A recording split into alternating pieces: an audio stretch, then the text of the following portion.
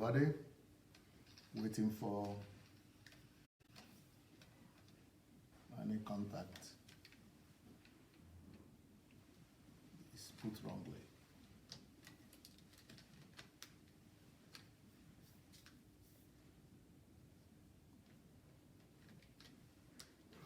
Anything there?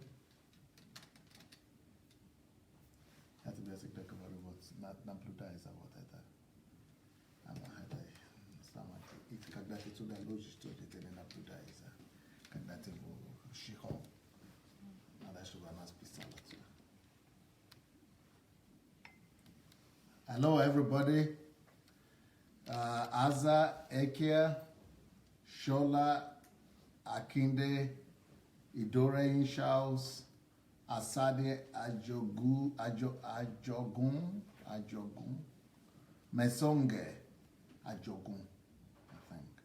Blessing, Samuel Adebayo, Abiola, Mrs. Abiola is here, Jake Oke, Mel Cyril, Ernest Ebong, Omonika Ikeade, Bumi Benro, Vanessa Boateng, Grace Afe Kelu, Isaiah Oke, Abidemi Hakiwande, Temi, Adlin, Jayeola, Omonike, Olabisi, Olayiwola, Osas, Yinka, Rhoda, Joeze. Welcome everyone. Welcome, welcome, welcome. Christy Kelly. Please go ahead and invite your friends and relatives. Go invite your people, the people you care for, the people you love, the people who mean something to you. Go invite them, and we'll be happy to share the time with all of you today. So we are starting our teaching today, knowing and understanding God.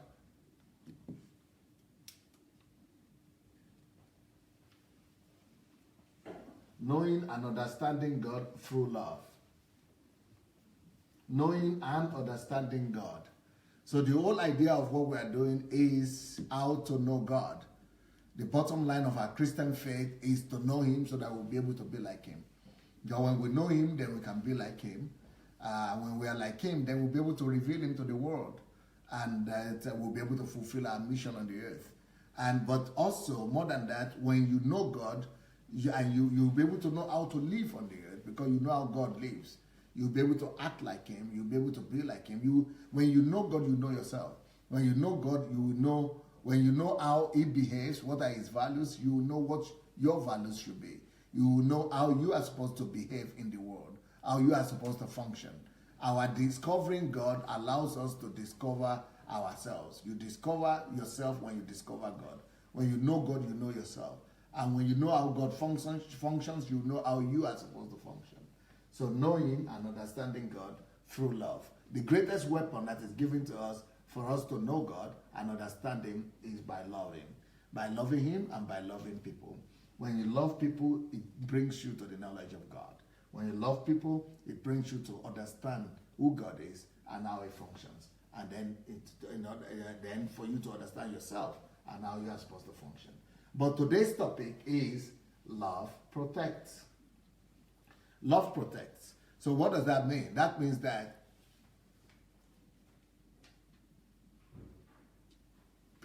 there is no way you love people and you don't want to protect them. A father protects the children because he loves them. A husband protects the wife because he loves her. A president protects the country because he's supposed to love the country. We love those we protect those who we love. You cannot say you love anybody without protecting them. We love those we protect those we love. If you love anyone, you will protect them. We protect those we love. If you love anyone, you will protect them. Protection is part of the benefits of love. It's part of the things that you get when you love. And protection is one of the things that you give when you love. You know, I can remember when I was, now that I'm coming to understand all these things that I'm talking about now, like the qualities and the virtues of love, it makes me to be ashamed of myself when I was growing up in Africa. When I was growing up in Africa, I knew the word love, but most of the time the word love was always connected to marital relationship or family relationship. But I didn't apply love as an African boy growing up in Africa to something universal and to something that is supposed to be applicable to every human being. So I never viewed love that way. But even what is making me to even be more ashamed now is that when I was a young man, I was not a Christian, definitely, but so I was having what they call girlfriends. I was always having girlfriends. And you know what? That idea of love, what love is supposed to be and what love does, I'm just looking at it, looking back now, I never offered that. My own understanding of love that time was that it makes me feel good. And so for me, love was like something that made me feel good. And whoever I say I love is somebody that could make me feel good, which is the total opposite of what real love is supposed to be. And I'm actually very ashamed of saying what I'm saying right now. And I'm very, very, very shameful, because that means I was not really loving those people. I was merely exploiting them. I was using them for my own good.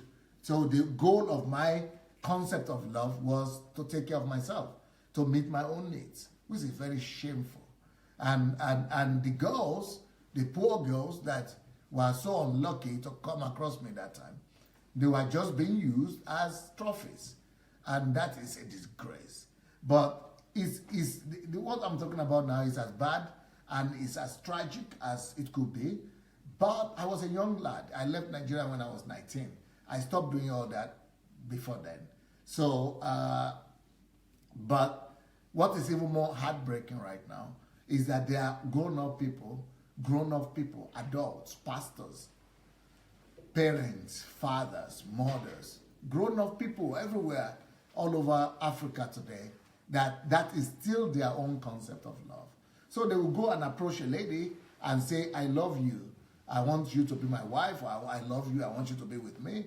And what they end up doing is just the same thing I just told you about. They don't provide her with anything. They don't give her any assurance. They don't give her any security. They just go ahead and exploit her. And just, so when most people in Africa and in Nigeria, where I grew up in, talk about love, no, there is place inside. When they talk about love, they always talk about love in terms of what I can get from you. I love you. That means that you have to meet my needs. So I love you because you can satisfy me. I love you because I see that I can use you to get what I need. That is an animalistic understanding of love.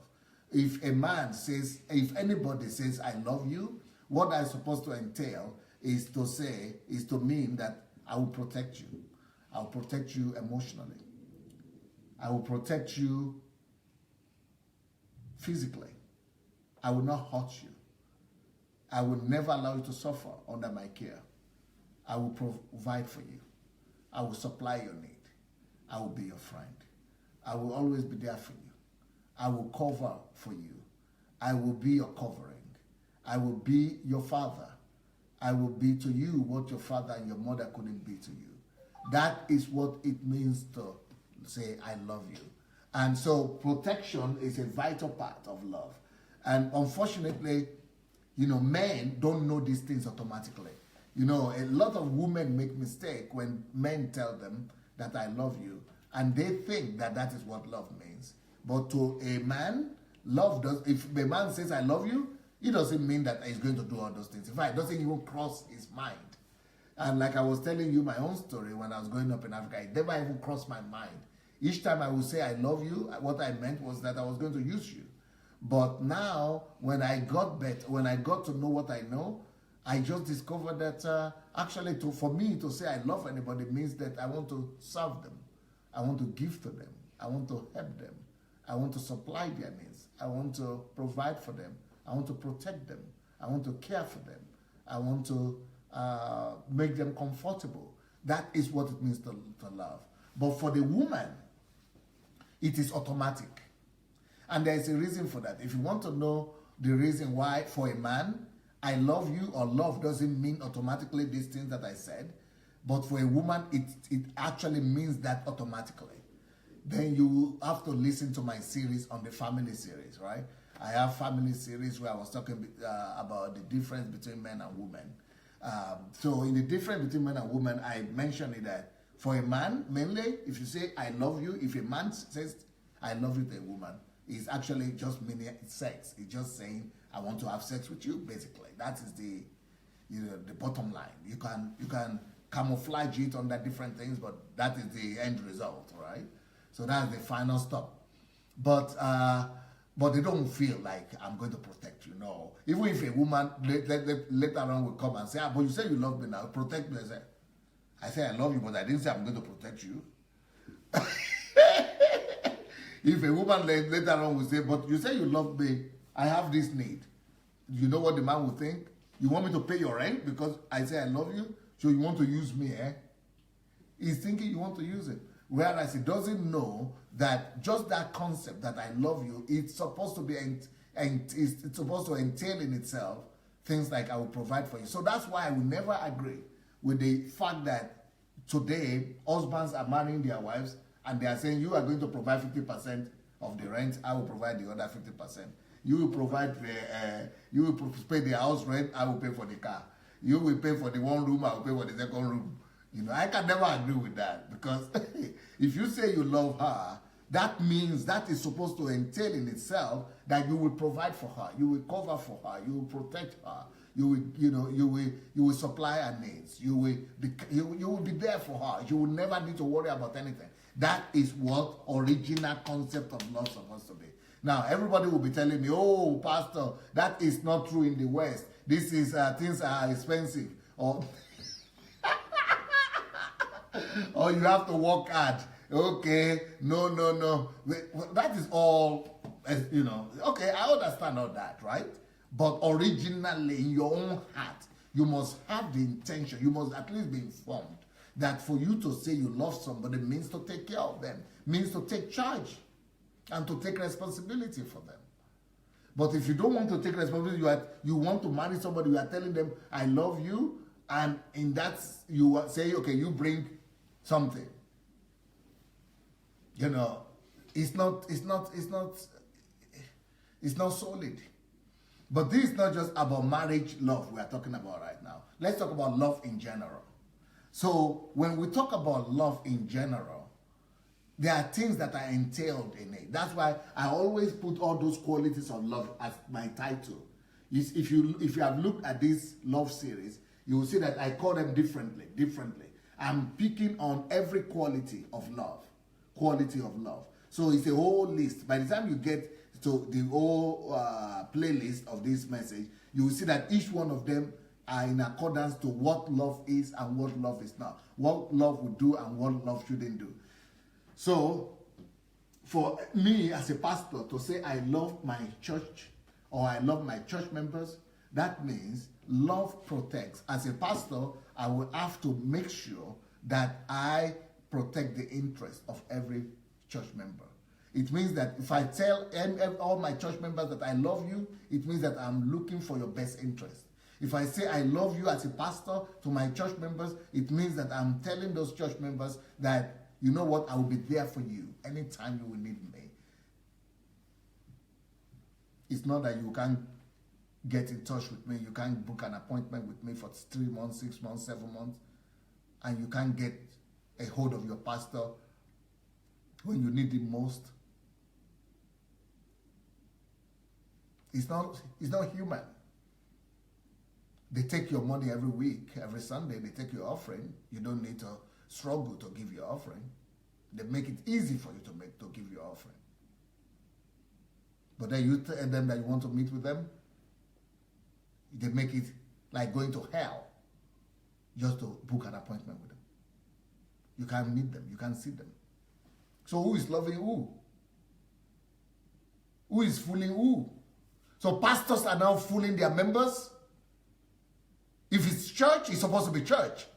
Church is supposed to be a place of love.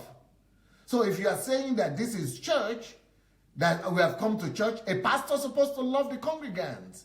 A pastor is supposed to love his members. So if you love your member, if you are saying you are a loving pastor, one of the things you should secure for that church, for those members, every one of them. So if you don't want, if you say, oh, we are too many, if you know that you cannot care and you cannot bring protection to every member, then don't build church. Build a church small enough for you to be able to care for them. Build a church, compact enough for you to be able to meet their needs and provide for them the protection of their interests. Why should you always do big church? Why should you always do mega church? Is it about you or your mega church? If you cannot function as a mega church, don't go for mega church. Church is supposed to be about love. And if it is about love, love is supposed to protect. So if a pastor is not protecting every church member's interest, is either because that pastor is only after his own interest, is only after his own agenda, or that pastor is ignorant, or that pastor is wicked, or that pastor is just exploiting those members. So love protects. But this is not just about church. I don't know if we could say government is supposed to love the citizens. I think that's supposed to be clear, that government is supposed to love the citizen. I heard that they just adopted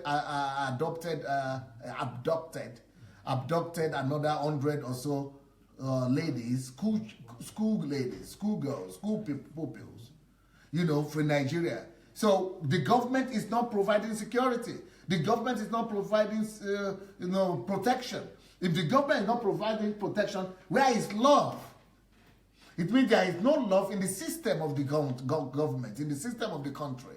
And that's a problem. Love protects. If you are a mother and you protect your children, if you are a mother, you will protect your children. You are not supposed to be told to protect your children if you are a mother. A mother protects the children. It's natural. A father protects the children. If you love, don't even mention love. But when we talk about, there are some entities we talk about that love should be automatic.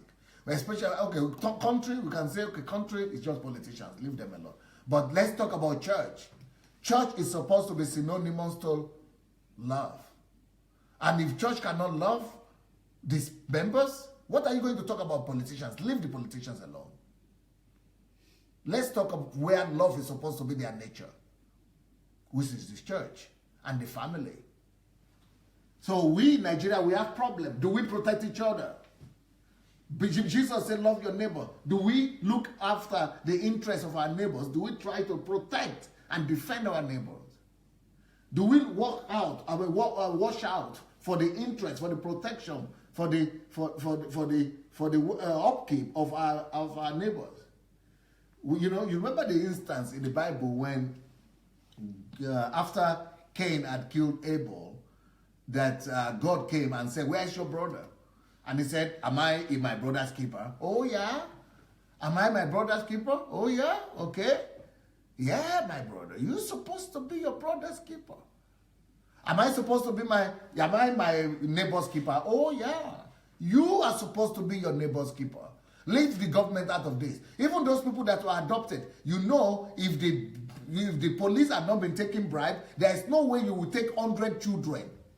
And the police will not, nobody will notice it. Even apart from the police, even citizens themselves. In America, for example, if you just cross the speed limit, somebody is already, it's not the police, so no police is there, but somebody is already calling, somebody who saw it. I'm sure there is somebody who saw something, because we don't even look out for the interests of others. We have not been raised up as a nation to look out for the interests of our neighbors.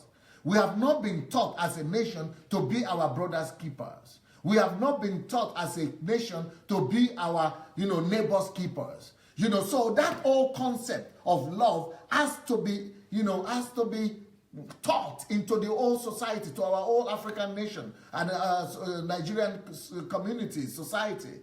We need to release that concept. We need to, we need to let that idea of love be propagated. We need to inculcate and make sure that people know what love is, and that we all have responsibility before each other to love people. We have responsibility before each other to love our neighbors. We have responsibility before anybody around you, because if you look out for the interest of your neighbor also will look out for your interest. We need each other. For us to live together, we need each other. And for us to, for us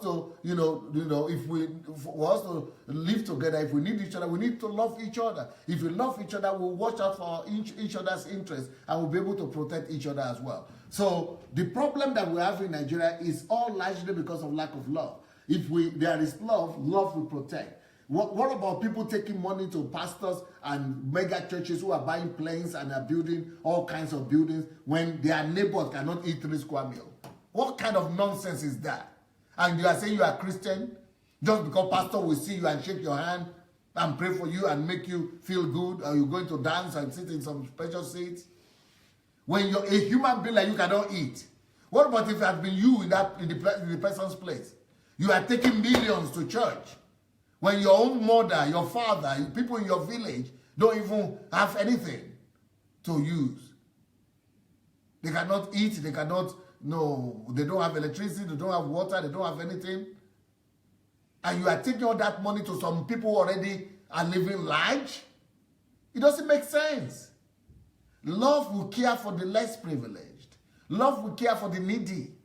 Not the ones who are already opulence. Who is already living in opulence and opulence by himself. Love will do the right thing. We don't know love in that country. We are in problem. We don't know love. We've not been taught love. You will leave orphans. We have 10 million children that are out of school in Nigeria. And people are building all kinds of structures to glorify themselves. Buying planes and just, you know how much it costs to park plane for one day? Minimum $40,000 just to park a day. Do you know how much it takes to send a child to school for a year in Nigeria? $30. That's in Lagos. In other places, $10 for a year. And you are paying $40 just for parking? Not talk about the fuel. And maintenance, it is $4 million US it costs in a year. $4 million US for parking, fueling, and maintenance of a plane. Just every year. Just every year. Day in, day out. $4 million US. That will take care of 4 million children. And you are still going to that church and giving tithe there. You are still going to that church and giving offering there. Mumu don't cash you now.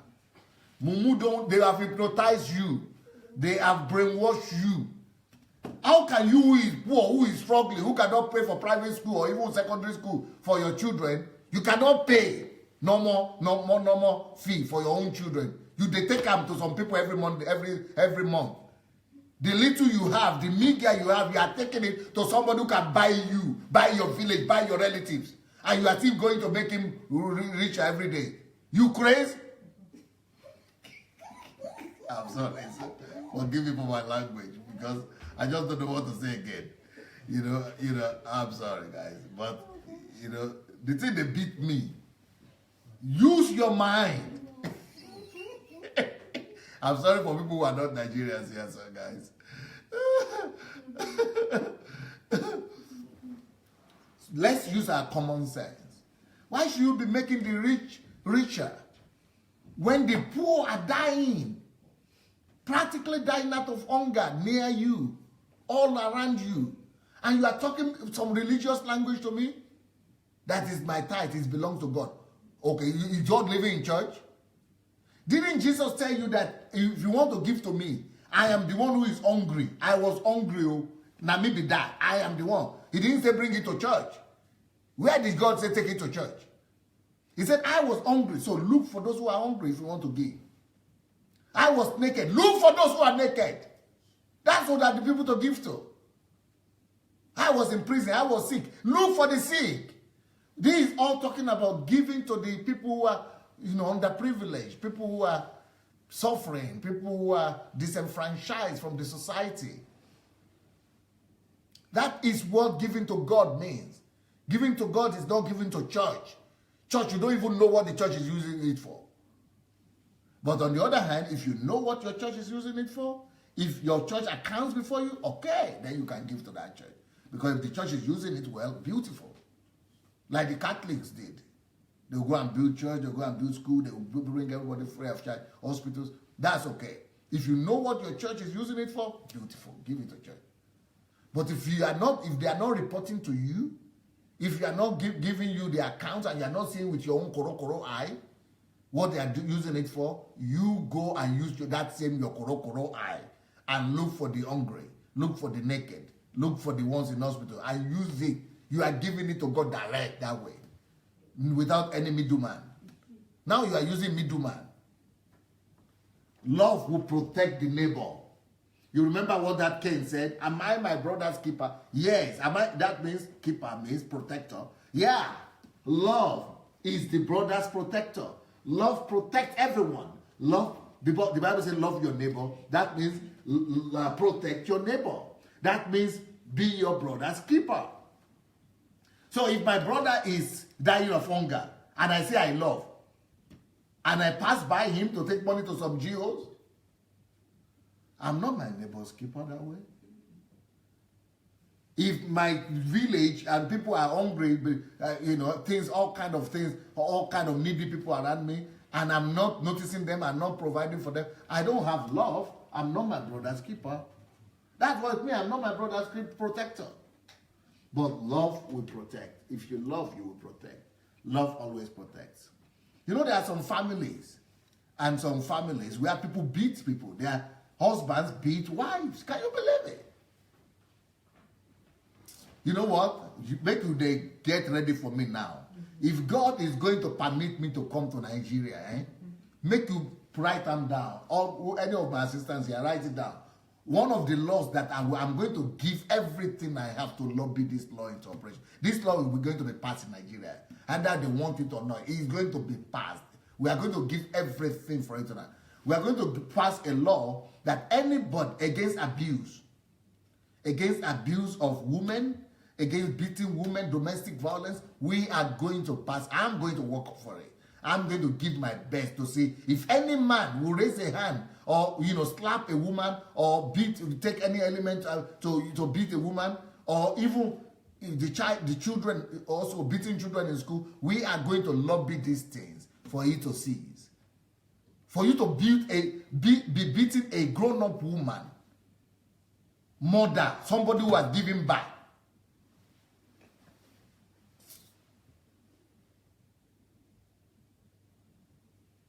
Don't even know what to say.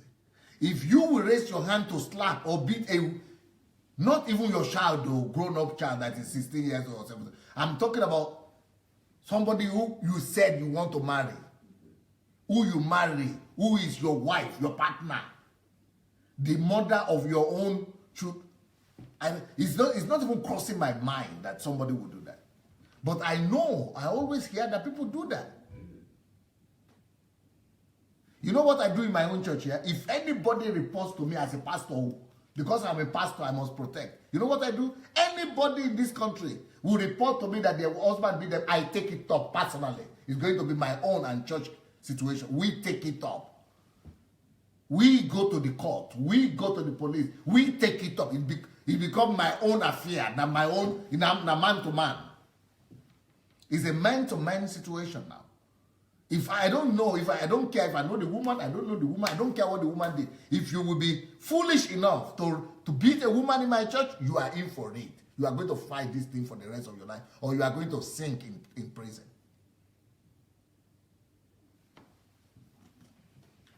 Love protects. Love will always look out for the protection of others. If we care for people, we will protect people. If you care for women, you will protect them. Especially when you say that woman is your wife or you love that woman. Don't even mention loving. You are beating her. Don't even tell me. Don't even mention that word love. Okay? Don't even mention it at all. Please, let's see one of the videos here. It will help us to see what I'm talking about. So if you are a woman and you are staying back in a house or in an abusive relationship and you are saying, hey, he said he loved me, but it's just anger. Even you yourself, you are supposed to, I would say you are supposed to be beaten. Go back to him, make him beat you properly. He loves me. He said he loved me. It's only that he couldn't control himself. Okay, go down. Let him go. Let him loose. A woman is not supposed to be beaten. Actually, not just beaten alone. A woman is never supposed to be abused. The Bible says a woman is a weak vessel. You know, this is like a vessel here, weak vessel here. You know, this glass. I cannot just take this glass and throw it like this. Like I'm throwing this one now, or throw it anywhere like this. And it's going to, the thing inside is going to spill. And then this is going to break. How do I treat a woman? I'm supposed to treat a woman with such care as I would treat this thing, rather than as I would treat this one. So you are supposed to treat a lady like you treat 3-year-old child. You are supposed to care for her, protect her, and watch after her. Okay, here we go. Let's see the video.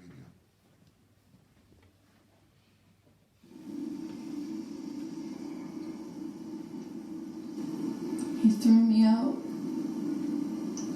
I was in the street with nowhere to go. My head hurts. I can't go to the police.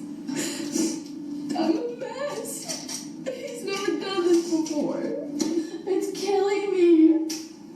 I love him so much, but he doesn't even care that he's hurt me. He says he loves me, but then he does this. I'm sorry to put you in the middle. I just can't believe this happened. I really can't. I can't go back to work. I can't stop crying. Rachel, have you ever known him to be abusive? Look. We are supposed to pass a law to stop this kind of thing. We look at the woman too. I don't know. Maybe I don't know. Maybe I thought I know the woman. Maybe I don't know them, but I don't understand. Maybe women should come and explain to us, because I don't understand how these women. Why are they even? I love him so much. You sick? I love him so much. He said he loves me, so you are going back. Look at all the bruises. And he says, well, he said he loved me. I love him so much. After this, anyway, there is something happening in the minds of women I don't understand. Maybe they should explain for themselves. I don't get it. I don't get it. How can somebody be beat you into stupor like this, and you are still saying, I love him so much? So much? They gave you something to drink? Okay. But that man doesn't love you. If any man is beating you, he doesn't love you. Because love will protect you rather. He will rather protect you from his own anger. He says his anger. If he will protect you from his own anger. He will protect you from anything that can hurt you. He will protect you from anything that can damage you. You know, when I started doing all this, my attack, I will not attack, whatever, well, expose on these GOs and pastors in Nigeria, I know that a lot of attacks will come to me. I just set my wife away from it. I just put her on her own class. Just and the children, so that nothing will touch them. You know, it's normal. If you love people, you watch out for them. You would rather go. It's just like the other days, I got a letter. These people, you know, there's a section, a part of Nigeria where people like to go home for holidays to the village. You know, they have big house in the village and they went to the village on holidays. So in that village, of course, the local thieves and armed robbers, they know that people are coming from Lagos or Abuja for holidays. So they started raiding the villages one by one.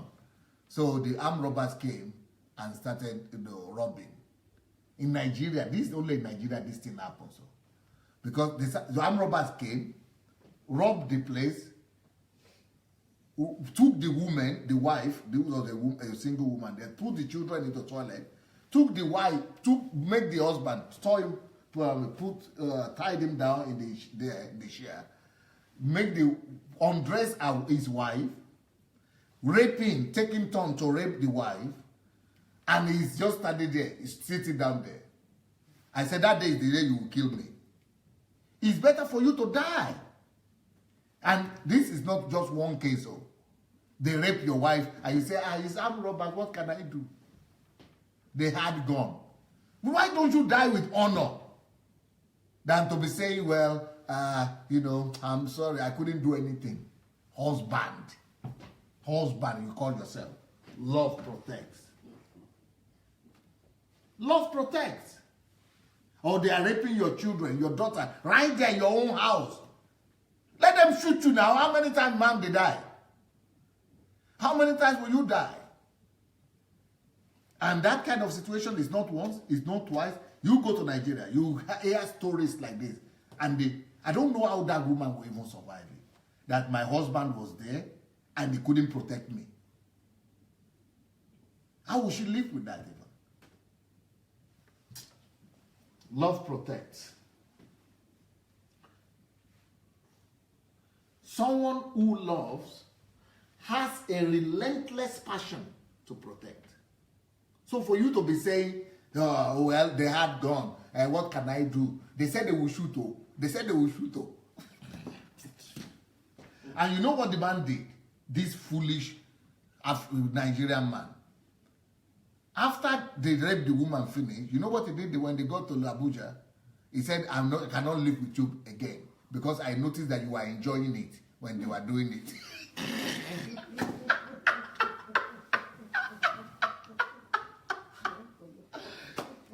The woman is the one now who started begging him.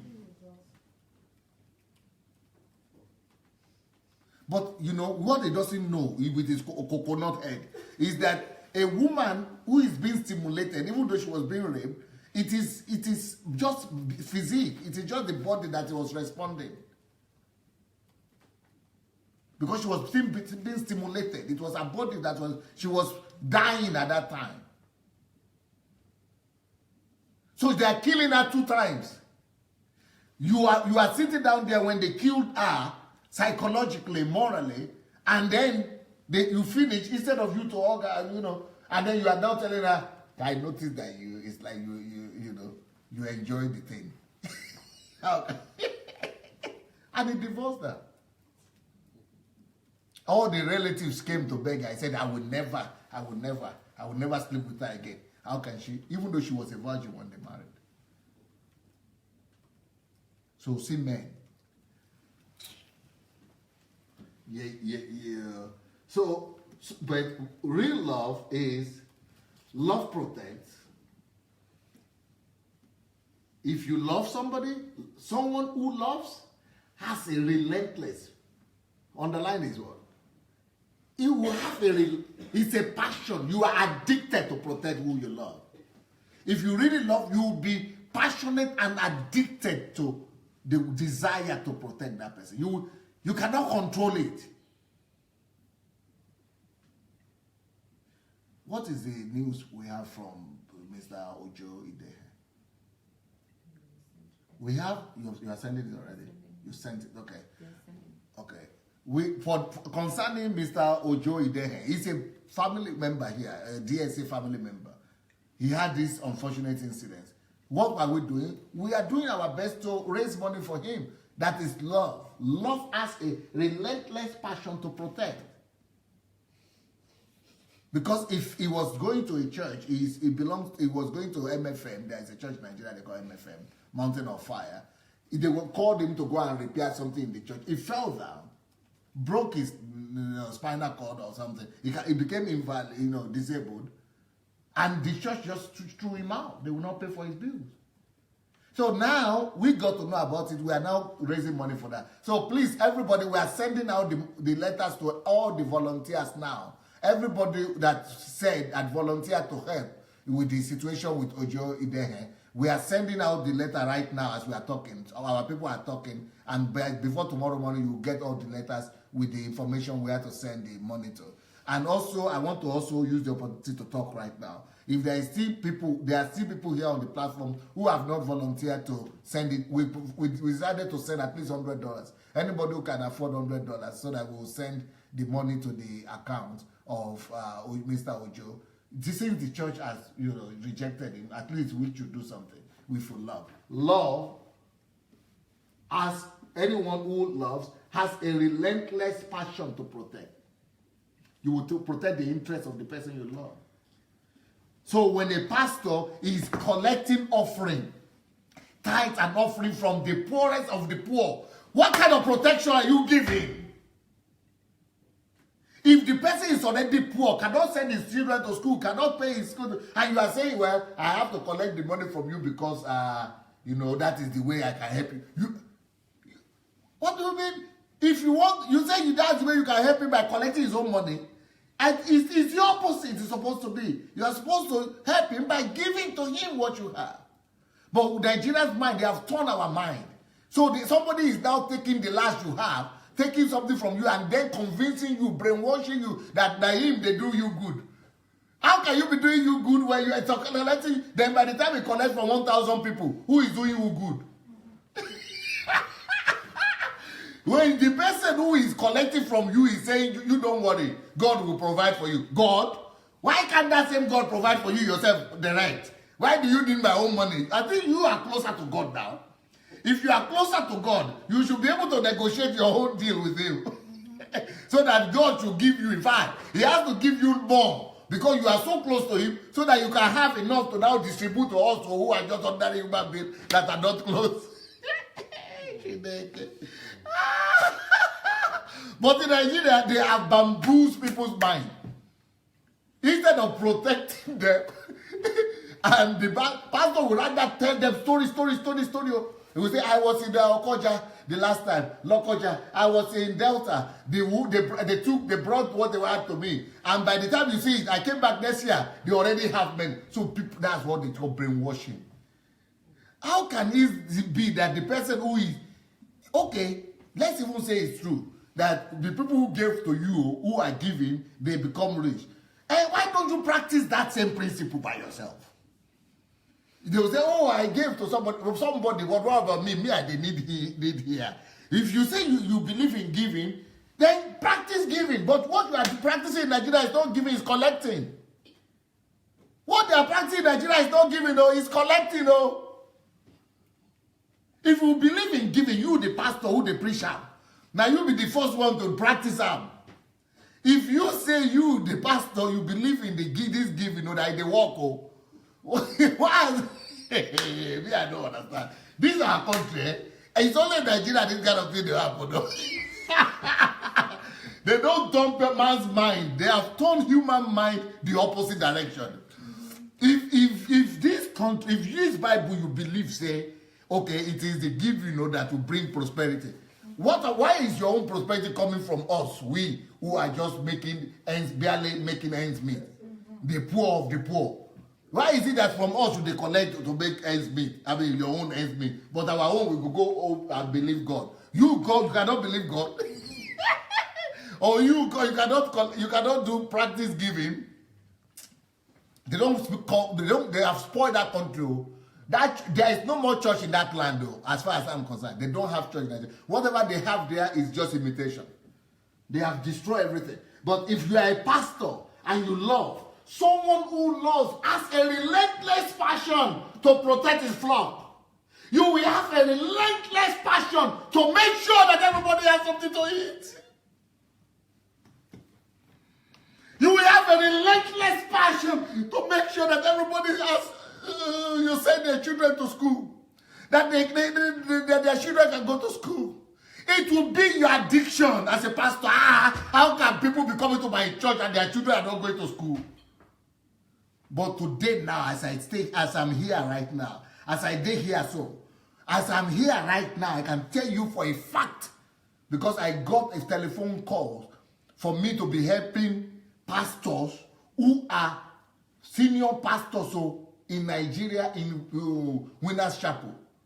How can you be a pastor in Winners Chapel? You are a senior assistant in the headquarters and in other places. And then you cannot send those children cannot pay the school fees. Because their salary is not enough to pay. And in Nigeria, all of them are giving birth to children by faith. 3 children, 4 children, 5 children, and they cannot pay for their school fees. And that same university or that same church has schools. These people are not even saying we cannot afford the schools of the church. That won't forget. We are even saying now at least the one that is shipped right there in the something to pay for the school fees of the children, of our own children. We are not. These are staff.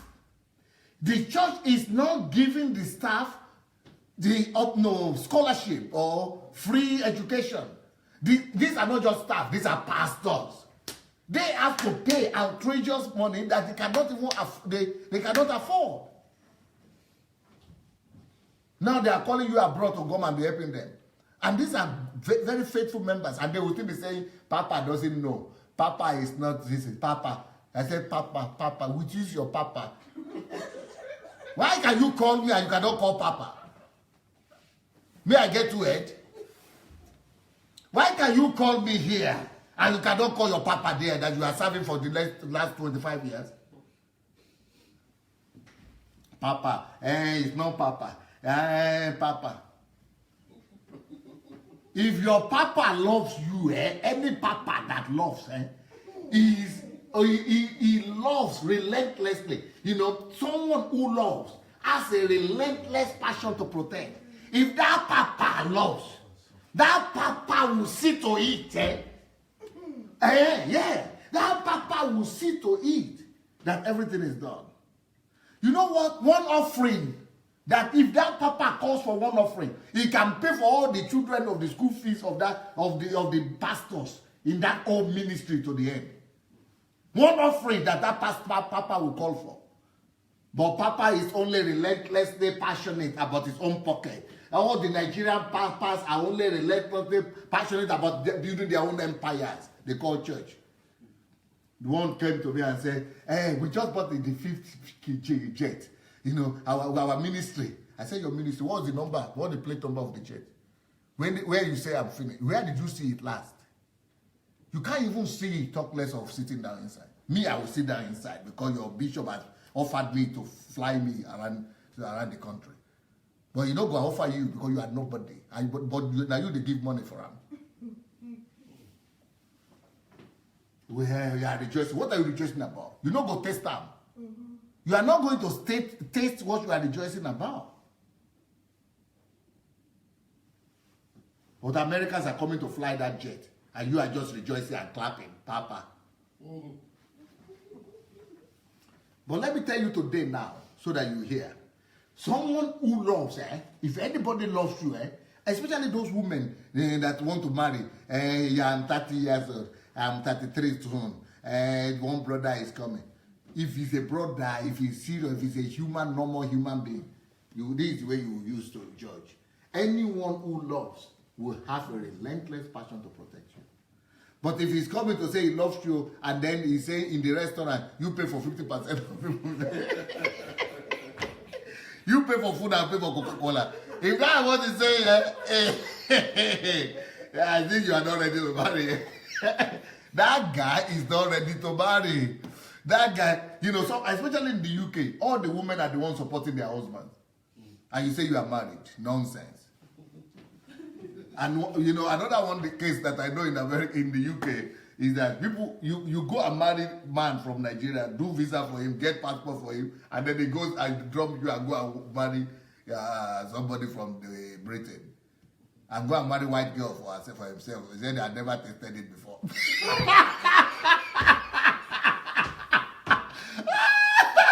He wants to have taste. And you pay his bill, his ticket, his passport, his immigration, his... And she was working 2 jobs, 3 jobs to get him to come.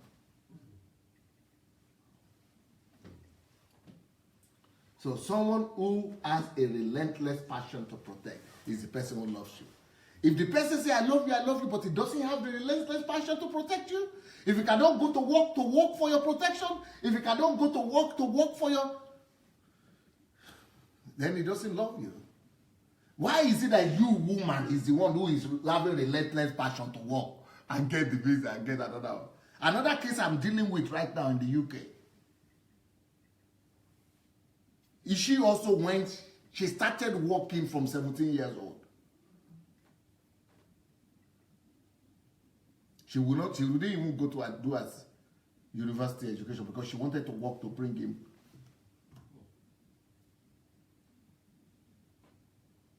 Then he came, he said, I'm a full-time minister. So the time she was supposed to go for the university, she thought he will come, he will get a job, she will go to school. And he came, he said, no, I'm a full-time minister. In Nigeria, full-time minister is not supposed to work. Full-time ministers don't work. I'm a full-time minister. So instead of going to university, she has to go to continue to work to sustain him. Then she got pregnant. Now trouble come because nobody to work. And you know what he did now? He went back to Nigeria to get married to another woman. He cannot work again now. And he went for the UK government to register for welfare. That's what they know for a Nigerian girl. So you ladies that are just submitting yourself to all kind of abuse, me, I don't understand. If somebody loves you, the person will have a relentless passion to protect you. You seek the security of those you love. If you really love people, if you really love somebody, you will seek for their security. You will seek for them to be secure financially. You will seek for them to be secure morally. You will seek for them to be secure emotionally. You will seek for their emotional and otherwise, or security. I have a message here I just got. This is somebody, I think I shouldn't read it because this is somebody that a lady who has husband though in somewhere in Europe. If you see what she's writing, she's so over the board. Because I just felt that Holy Spirit was, I know she has issues that God just put in my mind that send some money to her. Not much money, just send some money to her. If you see the way she's rejoicing, this woman. I said, I commit crime, that I know that you have problem and I solve it. She's jumping up and down because she has somebody who is calling himself the husband. And she is sick, she cannot work, and he cannot go to work to provide for her needs. She's dying there. Somebody somewhere, I never even met her, sending her the money. And she's jumping, I say, you are God's Savior. I said, look what is happening. So if somebody says he loves you and he doesn't seek for you to be secure, he doesn't seek for your well-being, he doesn't seek passionately, relentlessly to protect you, to give you security, then he doesn't love you. So someone who loves has a relentless passion to protect. You will seek the security of those you love. For example, your child, you seek for the well-being and security, protection of your child. You do the same thing for your spouse, if you are normal, of course. You do the same thing for your parents, etc. For example, I've not been able to leave Ukraine now for how many years? For 10 years. But I have a plan. When I get to Nigeria, I don't just want to, because I love where I grew up. And thank God I did it. I was not traveling these 10 years because thank God, when I was traveling all over the world, I didn't think much about it. But now that I've not traveled from Ukraine, I have a plan for my village. Not just for I don't have father there, I don't have mother there, I don't have grandmother. No, everybody's died, right? But I still want to go back to that village. And my plan, because I love the village, whatever you love for, you will see to their well-being. So I'm planning to go back to that village. By the grace of God, I'm going to, I don't care. They are saying they are waiting for the governor or the government to construct road. Me, I don't care for government. I'm going to construct that road by the grace of God. Is it water system they need? Is anything they need? And I have another surprise that I'm not going to say here right now. Because by the grace of God, maybe I should say, I want to build a villa, what they call it, a cottage, an estate, where of every family that was there when I was growing up, because other people have come there that I don't know. But the families, the main families that were there when I was growing up, I want to build a house for every family. But not house like where I was growing up in, no toilet. I grew up in a house where, yes, if you want to go to toilet for my village, in the village where I grew up, I shouldn't tell you, so that you don't laugh too much. No, you go to the bush. Yeah, of course. How do you know? I'm a village man. So it's all over the country. That means, you know, when I saw latrine Oh, God. for the first time, I was surprised. This technology there somewhere, away with the go bush. There was no pit latrine, even. Talk less of water system, something.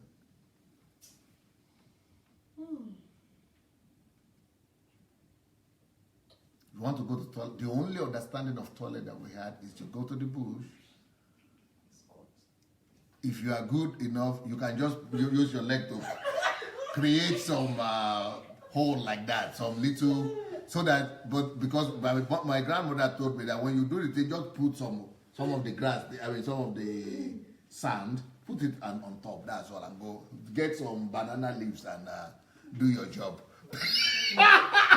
Do your cleansing system before next time. But the problem is I was not the only one who was going there. So each time you come back, you might step on another one's covered potato. Before you get to do your own. So that's why if God has now blessed me to be where I am today, and you love that village, there's no way you will not care for their protection. I'm thinking about it every day. I'm budgeting to be able to do that, so that nobody will have to go to the bush to release themselves. Or if you want to bath, natural resources. The only thing you need is a pail. Go to the river, bring it, and shower. That is the real shower. Just go to the back of the house so that people are not in the open place, that's all. No complications. So this is the person you are seeing today. This is the person you are seeing today. But if I love that village, if I love the people there, I'm still thinking, I'm 50 now, I'm still thinking of how I could relive their lives. And not just for my village, but for the whole Nigeria. I'm still thinking. So, someone who loves has a relentless passion to protect. You seek the security of those you love. Your child, your spouse, your parents, etc. Which one do you want to show now? We have a video here. Chris? Let's do Chris. But you will see what Nigerian pastors are preaching. They will be telling you not to give money to your own parents. Sick-head men. Those men that belong, these so-called GOs, they belong in the psychiatric hospitals. They are saying they love their members, but they are telling you to bring all the money to them, to the church. Don't give to your village. Don't give to your mother. Don't give to your relatives because they could go and use it to do something. How can people be so messed up in their mind to that extent? Some people say don't give to the poor, because if you give to the poor, you can go and use it to do sham, to do shasha. They call sham something now. Shasha, they call it, or shisha. There is a new language for sham or for medicine. Yeah? They call, I think, is it shasha or shisha? They call it these days. There is a new, I just learned it. This anyway, they go and use it to do medicine, black medicine. Let's see this one of the GOs here. They are so selfish. They are so selfish. They are teaching rubbish to people, and people are believing them and doing it to the detriment of their own relatives, families, their country, and everything. Wickedness. This is a whole organization of wicked people. Can you imagine that somebody will leave this church after listening to this teaching and go and give 1 million to Benny Hinn when there are children that are homeless that cannot even pay $10 a year for school, even in his own relatives and village? No some provision, nothing. Somebody will be going to give 1 million to Benny Hinn because you want anointing. Not thief you day. So when God blesses you, 1/10 of that value, God says it belongs to him. He didn't say, give me, please. He said it belongs to him. And you know when they say they give to God, you know what they mean? It means to them, oh, that him be the God. So when they say God say 1/10 of everything God you work for, bring to God. What God did for heaven, no? God is in heaven. God doesn't spend currency, oh. God is in heaven, no currency there. How will you transfer it there? The only way God said you can give to him is, I was naked, I was poor, I was in the hospital. That is the only way. But in their own cases, in these churches' cases, is they say they don't even say that you go and give to the poor, forget them, bring to them, bring to him, to the church. They are the God that they are talking about. But they use the name God, mesmerize people's mind, brainwash people for people to think that they are giving to God. But God don't get collect tithe now. God did for heaven. But they are the ones collecting it here. Go ahead. And in those partnerships, I'm thinking you have to register. You have to write it down. Though the Bible says what your right hand is doing, what your left hand is doing, your right hand should not know. So any church where they are telling you to write partnership, to write your name down on that money you give, it is not scriptural. That's a cult. If they are telling you to register and write your name so that they will know your tithe and your offering or your something like that, nobody should know about it. It's a cult. You shouldn't listen to all those rubbish. There's all a way to manipulate you so that they will know. They will be able to tell if you are giving or you are not giving. Yes. And they'll be able to treat you with preferential treatment or rather neglect you. So love protects. Someone who loves has a relentless passion to protect. You seek the security of those you love. By the way, those of you who want to call right now, if you want to call, the way to call is to go to Facebook Messenger, and look for the word Move Agents. One word, Move Agents. If you want to contribute, go to Facebook Messenger, Move Agents. So today we are talking about love protects. So love has a relentless passion to protect. You seek the security of those you love, your child, your spouse, your parents, etc. Romans 12:9 says, let love be without hypocrisy. Abhor what is evil, cling to what is good. The investment of time is another proof of love. When you love people, you want to protect them, you will put time into them. You invest time into them. You want to spend time with those you love. That's one of the ways you give security to the people you love. Romans 12:10 says, be kindly affectionate to one another. Be kindly affectionate to one another with brotherly love, in honor, giving preference to one another. So this Bible saying this, that we should give preference to one another. If I'm a pastor, who should give preference first? I'm the pastor now. If the Bible is saying be kindly affectionate to one another with brotherly love, it is the pastor who is supposed to be the first one to prefer, to give preference to the members. It is the pastor who is supposed to be giving to the members. Because it said be kindly affectionate. How is the pastor affectionate to one of the brothers in the church? How is he honoring others above himself? If the Bible is saying we should honor other people above ourselves, how is the pastor honoring every member above himself when he's saying don't pay for your rent? When he's saying don't go and pay for the rent, for the needs of your grandmother? When he's saying don't go and take care of the needs of your uncle?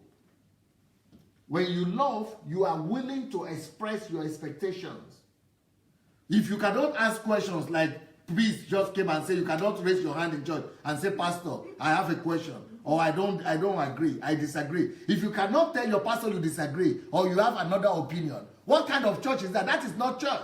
That is a cult. When you love, you give the person the willingness to express themselves. Freedom. Where there is love, there is freedom. If you love somebody, you give them the liberty to talk, to express themselves. There are expectations in those we love. If you say we love each other, this is a church, it must be mutual. It's not just unconditional. Members are loving church and they are pastor unconditional, and then they are the only ones giving the one road traffic. No, they have their own expectations too. Church members must have their own expectations to those who they love and who claim to love them. When you give, you wish to receive also. When these church members are giving, they also wish to receive. Hebrews 10:24. And let us consider one another in order to stir up love and good works. What churches in Nigeria are doing, they are not considering one another. They are not stirring up, love and good works. By the way, for those of you who want to come to Ukraine for the History Makers training, it is in April 1st to 8th. Come and see the way it is being done here in the Ukraine. April 1st to 8th, you can, go and register on my blog as well. SundayAdelajablog.com/visit. SundayAdelajablog.com/visit. If you want to register for the mentorship, SundayAdelajablog.com/mentorship. When you love, you will not be shy to correct those you love, you say. If you see someone going to die, you will like to do something about it. So if there is love in the church, you will correct each other. You will correct the members, will correct pastors will correct member too. 1 Thessalonians 5:8. But let us who are of the day be sober, putting on the breastplate of faith and love, and as a helmet, the hope of salvation. Love is a protection. There is no protection. Breastplate is a protection. Putting on the breastplate is the defense. Love is a protection. Love is defense. And love protects. If you really care for someone, you will not allow them to destroy themselves. People, you are now pushing them to destroy themselves. They shouldn't pay for their house rent. They should pay from their school fees. You are pushing them to self-destruction. You don't love them. They shouldn't pay for their grandmother. They shouldn't pay for their uncle. You don't love them. You are pushing them to self-destruction.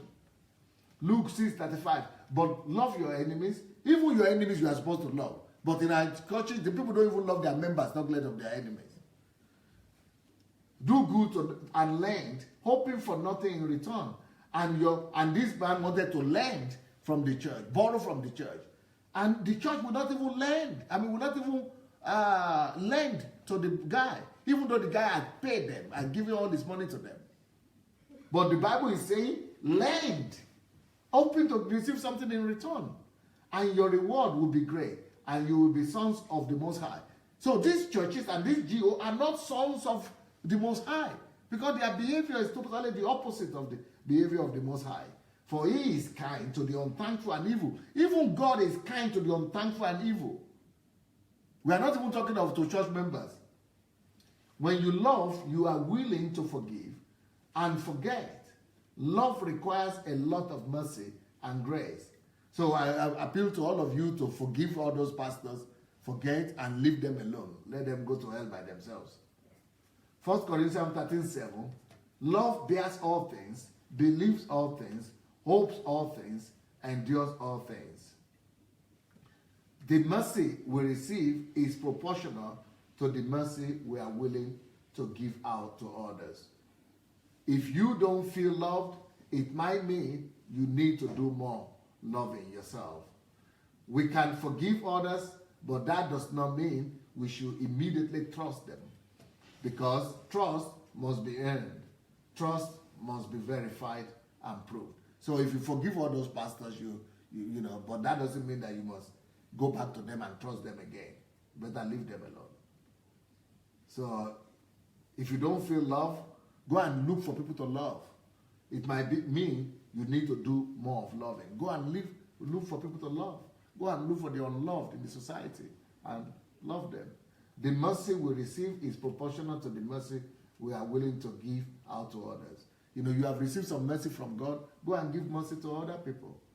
Well, I'm going to ask you people to begin to call in now. For those who want to call, you can call in, like I said, Facebook Messenger. Look for Move Agents. I have some new books here. One of them is Rid Yourself of Shallow-Mindedness, and that's why they are able to brainwash us, because of shallow-mindedness. So rid yourself of shallow-mindedness. Yes. Rid yourself of shallow-mindedness. How to create core values in a child. When to pray, when not to pray, and when to stop praying. the essence and value of life.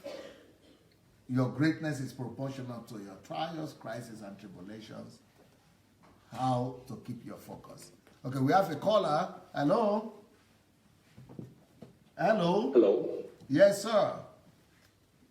Hello, DSA and family. Is that Apostle Paul?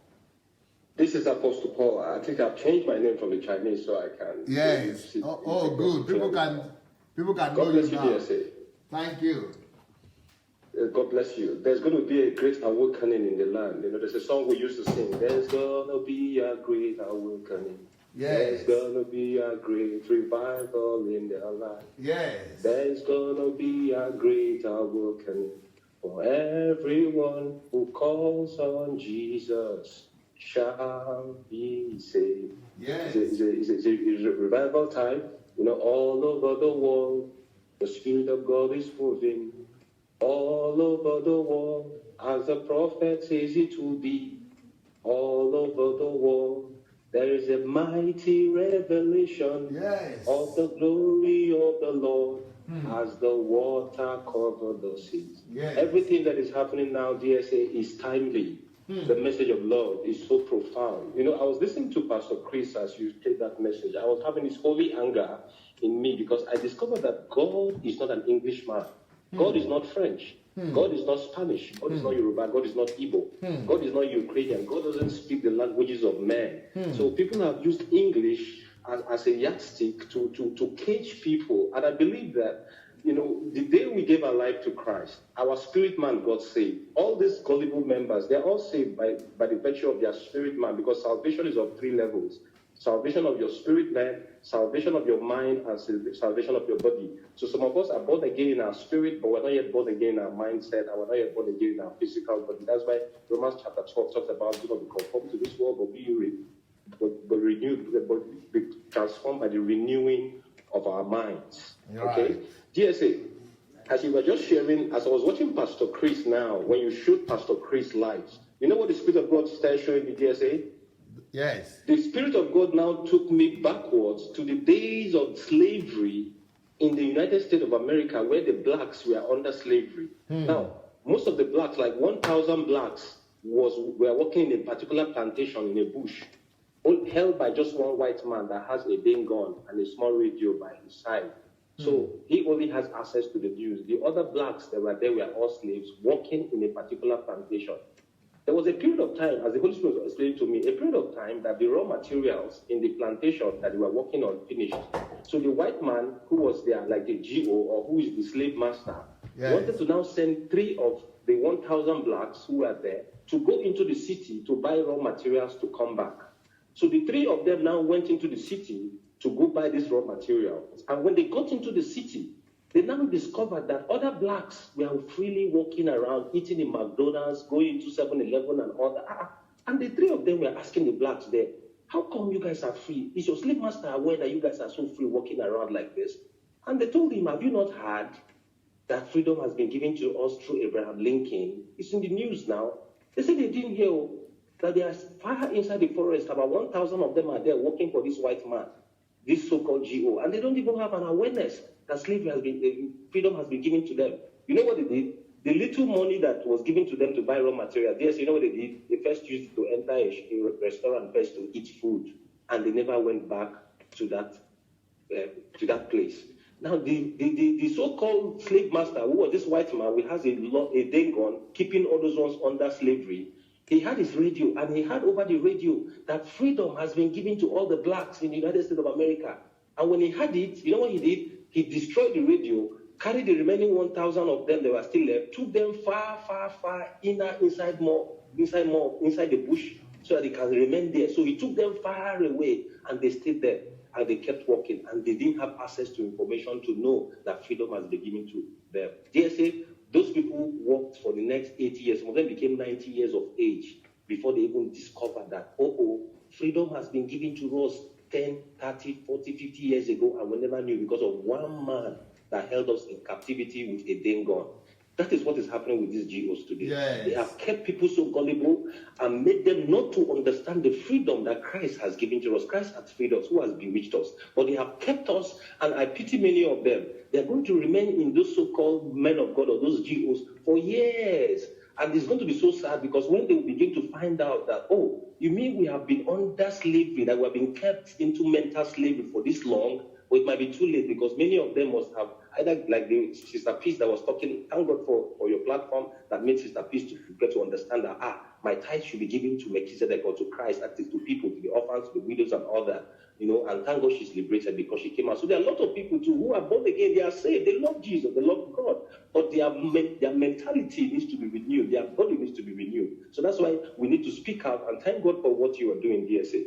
DSA, I also want to use this opportunity to speak to everyone on this platform and to you, DSA.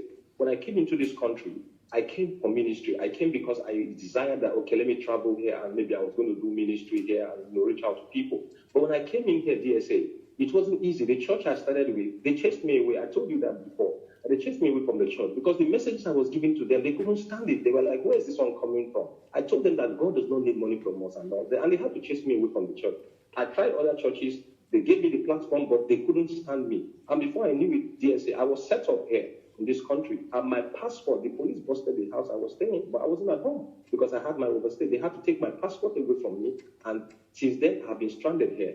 But I have been able to do a new passport. I told you I'm going back to Nigeria. I can't keep staying here. Lord protects. God needs to protect me.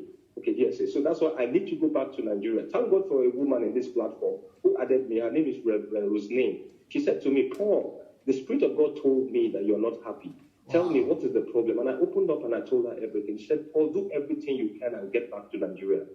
Go to Abuja. I will make you the CEO of the International Foundation of Wow. Then Wow. I'm going to do. I met her in this platform, Wow. this same platform, and she told me, do everything you can, get the money you can. Yes, as I'm speaking this to you, I am not sick, I'm not dying, but I know God has given. I refuse to compromise because I have compromised to the first temptation Jesus overcame. I have turned stone into bread for my comfort zone. I have bowed down a lot of times, DSA, in this same country, just to be in the comfort zone. But the third temptation, DSA, that's where God told me, if you put me in the test in this third temptation, Paul, I tell you the truth, you're going to crash and I'll make you a reproach. So I said, God, I have to obey you and I need to go back to Nigeria. So I even pleaded with Reverend Roslyn. I told her, I don't have funds. She said, don't worry, I'll pay for you. You will get funds for your flight ticket and you go to your immigration and clear yourself and go out. So DSA, I just wanted to open this into this platform that I will know that this is my family. I need love, as you really said to us. I really need love to be shown to me so I can leave this country immediately and get back to Nigeria and start up what God has called me to do, DSA. That's why I'm saying, I'm just airing out my mind, DSA, because I'm in a strange land. I cannot sing the Lord's song in a strange land. Wow. Just here So how can people contact you right now in the platform? What's the name? In the platform, I'll write my name now, Ikediashi Emeka Paul. I had to change my Chinese name to my real name, Ikediashi Emeka Paul. All I need to do is go to the immigration and go to get my flight ticket. I'll be back in Nigeria and start up what God has called me to do. And I pray I'll be in Ukraine by April by God's grace. Wow. Wow. So I'm going to type my name. I'm going to type my name on the platform. Her name is, I think she's watching now, Reverend Roslyn. She said, Paul, the Spirit of God just told me that you're not happy, that something is wrong. And I opened up to her and I told her, she said, Paul, this is what God has said I should tell you. Leave that country immediately. Get back. Do what you can do to get your funds. Get back to Nigeria. And when you get to Abuja, let me know. I'm going to make you the CEO of an international organization. And from there, don't ever step out of God's will again for your life. Don't ever step out. Yes, Amazing. I'm sure some people will get in touch with you as well. Thank you so much, Pastor Paul. Thank you, sir. Thank you, God bless you, sir. Yeah. Wow, what a story. Well, love is everything we need. Love. And love has been abused in Africa, just totally abused and very annoying. They are just taking advantage of our people. These are not pastors. These are pastors of their stomach. Hello? Yes. This is Yomi calling from Kalamazoo. Yes, how are you, Yomi? I'm doing all right. I really appreciate today's topic, love protects. And I've shared this before and I will say it again because of today's topic. Back in 2014/2015, when I was going to the Redeemed Church here, I took everybody as my family. I loved them. I was doing the normal thing, the church thing we used to do. So later, I was now like entangled, like captured in immorality, even in the same church. And I was like, something is not right. This is not me. Something is wrong with me. This is not who I am from Nigeria. So I needed help. And because I've seen the pastors and the wife as a family or something, you know what? I walked up to them. They didn't even talk. They didn't force me. Nothing. I walked up to them myself. This is what is happening to me. I'm trapped. I need help. You know what they did? They judged. They judged me. I was isolated. I was stigmatized. I was suspended from whatever I'm doing in the church. It was glaring now. If people made you sit at the back seat of the church, what is the meaning of that? They already know that you have done something. For months, I was sitting at the back seat in the church alone. People kept asking, what's wrong with you? You are not even playing instrument. You are not doing, what's going on? You come in every Sunday, you sit at the back. But they already know because that's what they did to me. Just because I walked up to them and I hope, where is the love that protects in churches? You didn't force me. I came to you by myself. But I went through all those periods and I became, you know what I become? I became so demonic. I became so harsh. I became so angry at the church. I became so angry against God. Like, God, I needed help. I needed love. I needed to be put back on track. But this is what I get back. I said, I'm going to turn my back against God. I don't have anything to do with African church, African pastors. I hate everybody. Until I met Pastor Sunday on this platform. I needed help at that time. I couldn't run to anybody because I don't trust nobody anymore. That was when I've been hearing Dr. Sunday. That they were talking about, I think we were talking about love or something. That was when I joined. And since then, I've not looked back. And you know what? Ever since then, since that day, no calls from them. If truly they care and want to protect me, wouldn't they look for me? Yeah. I'm like the one single lost sheep in the parable that Jesus said, that the owner of the flock left the 99 sheep in search of the one that was lost until he found the sheep. But I was left alone in America, just like, okay, let's see how he's going to survive. Let's see what he's going to do. He left Nigerian church. And since then, Nigerian church, if I hear Nigerian church, my foot know they go here. Wow. Because they are birds of the same feather. I've been stung by these churches. It got to a point, if not I met Dr. Sunday's platform, man, I would have killed myself. I don't care about life anymore. Wow. I was like, I'm done. I was crying alone in the bed. That was the Spirit of God just said, just tune in and listen to this man. Just tune, because I gave up. Because I trusted the pastor, like, even if I'm falling into sin, if I fell into sin, who should help me? Is it not the man or the man of God or something? But what I got from there is stabbing, I got backbiting, everything all over the church. Even the shame will not allow you to even stay in the church. Where's the love that protects? Where's the love that protects? Wow. Up till today, they are not talking to me. I forgive them, but I don't trust them anymore. I forgive all of them, but I don't put my hands in their lives anymore. Yeah. I deal with God one-on-one right now. Like, I relate with God on a personal level. And to come to today's topic again, if love truly protects, I don't think it is the Nigerian church. I don't think it exists in Nigerian churches. I'm sorry to say that. Wow. If love truly exists, because I know what I'm talking. It's painful anytime I remember those things. It's like I'm bringing the memory back. It's so painful that I have to go through all those things, not just because they want to humiliate you. They want to let everybody know that you did this. They want to let your whole church know that this happened to you. They just want to rubbish the glory of God in your life. And you went through all those things just because you want to be humble. And in heaven, God is saying, so let you who is without sin be the first to cast a stone. Until today, they never even check back whether I'm still living, whether I'm surviving, whether I'm dead or I'm still alive. And we are in the same community. I'm talking about RCCG, here in Kalamazoo. They never look back. And this is how you know that they cooperated together. All the church members, imagine, I'm like, am I so bad? Am I so demonic or possessed or what? Wow. That everybody turned their back when the pastor turned his back? Wow. Everybody. And I went to a white church. Come and see love.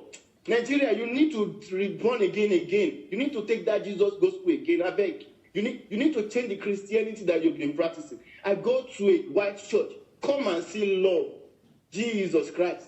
And this is the church I'm going up to today. Come and see love. I say, eh? So I've been missing my way all this while. But I thought it should be the other way around. We are from the same country, Nigeria. We should be the ones to love one another outside of the shore of Nigeria. Outside of the shore of Nigeria. Wow. And that became the discourse of the church. Everybody talking, no one talking. And like, God, please use this reproach to bring my name to the place where they will never imagine. And this is what is happening right now. Wow. Because I met you, Dr. Sunday, I began to write books. I began to wake up my dreams again. I began to do things that I've never been doing before. And they are seeing it. But to come back to me and say, oh, we misjudge you. We are sorry. We are harsh. We were this. They couldn't do that anymore. So I'm encouraging people to, like, no matter what you've done, go and deal with God by yourself. Go to God alone. Don't let any man kill the glory of God in your life because you want to be submissive. You fear your pastor. You fear your GO. Go to God. These two have things they are struggling with. They have their two thorns in the flesh, but they will come to the pulpit and pretend as if nothing is happening to them. Beautiful. A lot is happening to them. Wow. You made See, it. lastly, people don't care how much you know. People want to know how much you care about them. That's Yes. what they want to know. Yes. People don't care how much eloquence you have. They just want you to show them. I know, honestly, Pastor, this is painful. I'm just versing right now because I could feel other people going through the same thing. Wow. If not for God that I met you, honestly, maybe they would just say Yomi is dead. Honestly speaking, I go to that point, I'm like, what's the essence of life? The church you are living on, see what they did to you. Just kill yourself and leave this planet. You can't even suffer the shame. You cannot. But today, I thank God. Even God used that to bring me out of darkness. If that thing has not happened to me, Pastor, I will still be in that church. And I will not be able to even fly the way I'm flying right now. So sometimes things happen our way, but the way our pastors judge us, they react as if they are saying, as if they are the holier than thou. And I'm like, thank you once again, because if I didn't meet you, maybe they would have forgotten me since now. Because of what? Lack of love. You made a statement that if love really protects, if there's anything like that, it's not in African church. That's strong. It's not. I've never seen, because I'm a pastor. It's not second part. It's me. It's me that it happened to. So I've not seen it. They need to come and prove it that it exists. That's when I'm going to believe. Wow. They need to prove that love exists. That's when I'm going. But for now, I don't believe in no African church, and I'm not a member of any African church. Sorry to say, I don't belong to any of those churches because there's no love. If there's no love, there's no God in the church. Yes. When there's no love, there's no God. So why should I go to a church where God doesn't exist, where there is carcass? Come on, I've experienced this. It's not story. Carcass in the church, man. Carcass. Pastor has their favorite. If you don't belong to the carcass, you don't belong to the church. I've seen this firsthand. Not the story, not me. Wow. So I'm just talking. People might think I'm angry. I'm not, but when you have been through something, that you see other people going through it. It's just. Wow.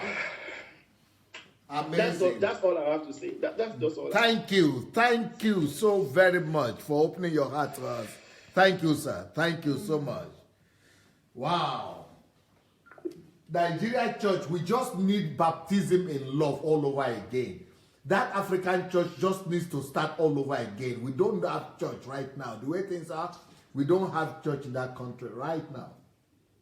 Everything has been messed up. People have just built their own empires, but there is no church anymore. For anybody, yeah, hello?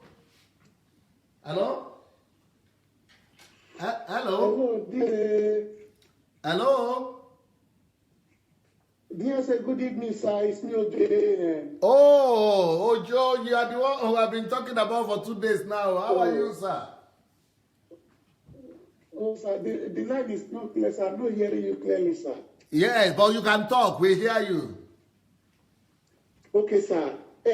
I have no word to express my joy, sir.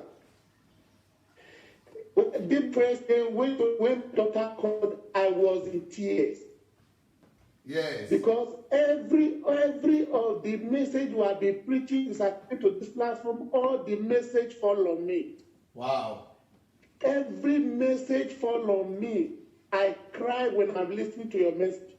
I thank Brother Innocent. Brother Innocent see my comment in bracketed. He called me through messenger that he connect me to you. That is how I know you, DSA. Okay. No, Ojo, can you tell your story again? Because some people are saying they don't know that story. So tell that story again. Let us hear. DSA, I think we will call the line. So I will call again. The line is not clear. Okay. Call back. This is the man in Nigeria. Okay, this is the man that fell when he was helping Mountain of Fire do some work in Spain. And he's going to call back. He's going to call back. So he's the one we are gathering the money for. So any one of you that wants to help him with the money, just write in the comment now that you are in. If you want to help to gather some money for him, please just write in the comment section that I want to or I am in the comment section. Hello. Hello. Who is calling from where? I'm calling from France. My name is Lillian. William. Blessing. No, my name is Lillian. You can also call me Grace. Grace is easier for me. Yes, sir. Yes, Grace. Yes, I just want to share my experience. No, I have been following up. I enjoy everything. I'm getting wisdom every day. You know, my eyes is getting open. So I really thank God because I am also a follower of Christ. You know, Yes. Sometimes I weep when I see what is going on in our churches. Yes. So after following up with you, so I now flash back. I said, let me share this with some viewers. Okay. You know, when I was a child, I was just a teenager. You know, in my town then I was in Nigeria, so I was also a choir in my church. Okay. So there was this pastor. You know, we believe on him, even our parents. And he was doing as if he loved God, you know, preaching. I never knew that this man was not, was diabolic, you know. We call him man of God. Wow. So after some years, when I go to Europe, so we still communicate to him, still call him daddy, you know. So there was a day he called me and he said, I should give him my mother's name. That he forgot the real name of my mom. I was like, what are you going to do with it, you know? He said that this is somewhere and I want to give it to somebody. So, and I said, who is that person? I was shocked. He said, yes, give it to, they want to give it to Baba now. Baba, they want to do something with the name. So it was there and I said, so this man is true. What I've been hearing is true, that this man visit lady daughter, a man that we call pastor. Wow. For so many years. So I was like, what is going on? So and I called my mom and explained that this what is happening. It's not a new thing. We all have known that this man is not a true man of God. God have exposed him. You understand? So it really paid me that this is somebody I used to tell everything about myself, you know. I believe on him, that this is a man of God, that is really working with Christ. You know, after so many years, this man will bring anointing oil. He will say this anointing oil is from Israel. That is bringing from Israel, that when you use it, this and this, you know, it paid me so much. That this man allows us to come to a church with my family, not knowing that he is not a follower of Christ. He was just using that. You know, using that holy power on us. So today, I want to thank God that God has exposed him. And by the grace of God, God has delivered us. So, DSA, I want to say thank you very much for this program, because I have been crying since, praying to God that He should expose what is going on in the churches. In the churches. Yes. In the churches. Because especially even in this our city here in France, like one of our brother that was talking just like, he mentioned ROCCG, you know. Yeah. I'm not surprised. Everything that he's saying is true. Wow. And those things are happening right here in my city. Wow. So this ROCCG, you know, they call them the regimes. They have church.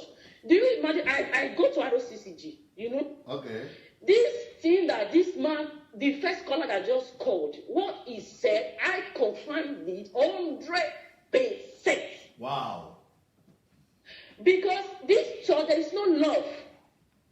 Do you know that the church I'm going now, recently, this happened last, about some years now, the assistant pastor want to overtake our pastor.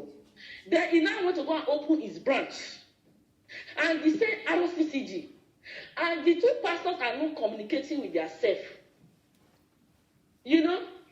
And he went to go and open the church near, it's not too far. It's the same quartier. We call it quartier here in France. It's the same street, you know? Yeah. But it's not the same address, but the same, it's not too far. It's one bus. Yeah. But they are not communicating. They are pastors. Wow. They are not even talking to, you know, they say they talk with themselves, but when they are doing program, I know that this is not real. The other pastor will not come, and our pastor will not go to there. You know? Wow. And they are keeping minus, you know?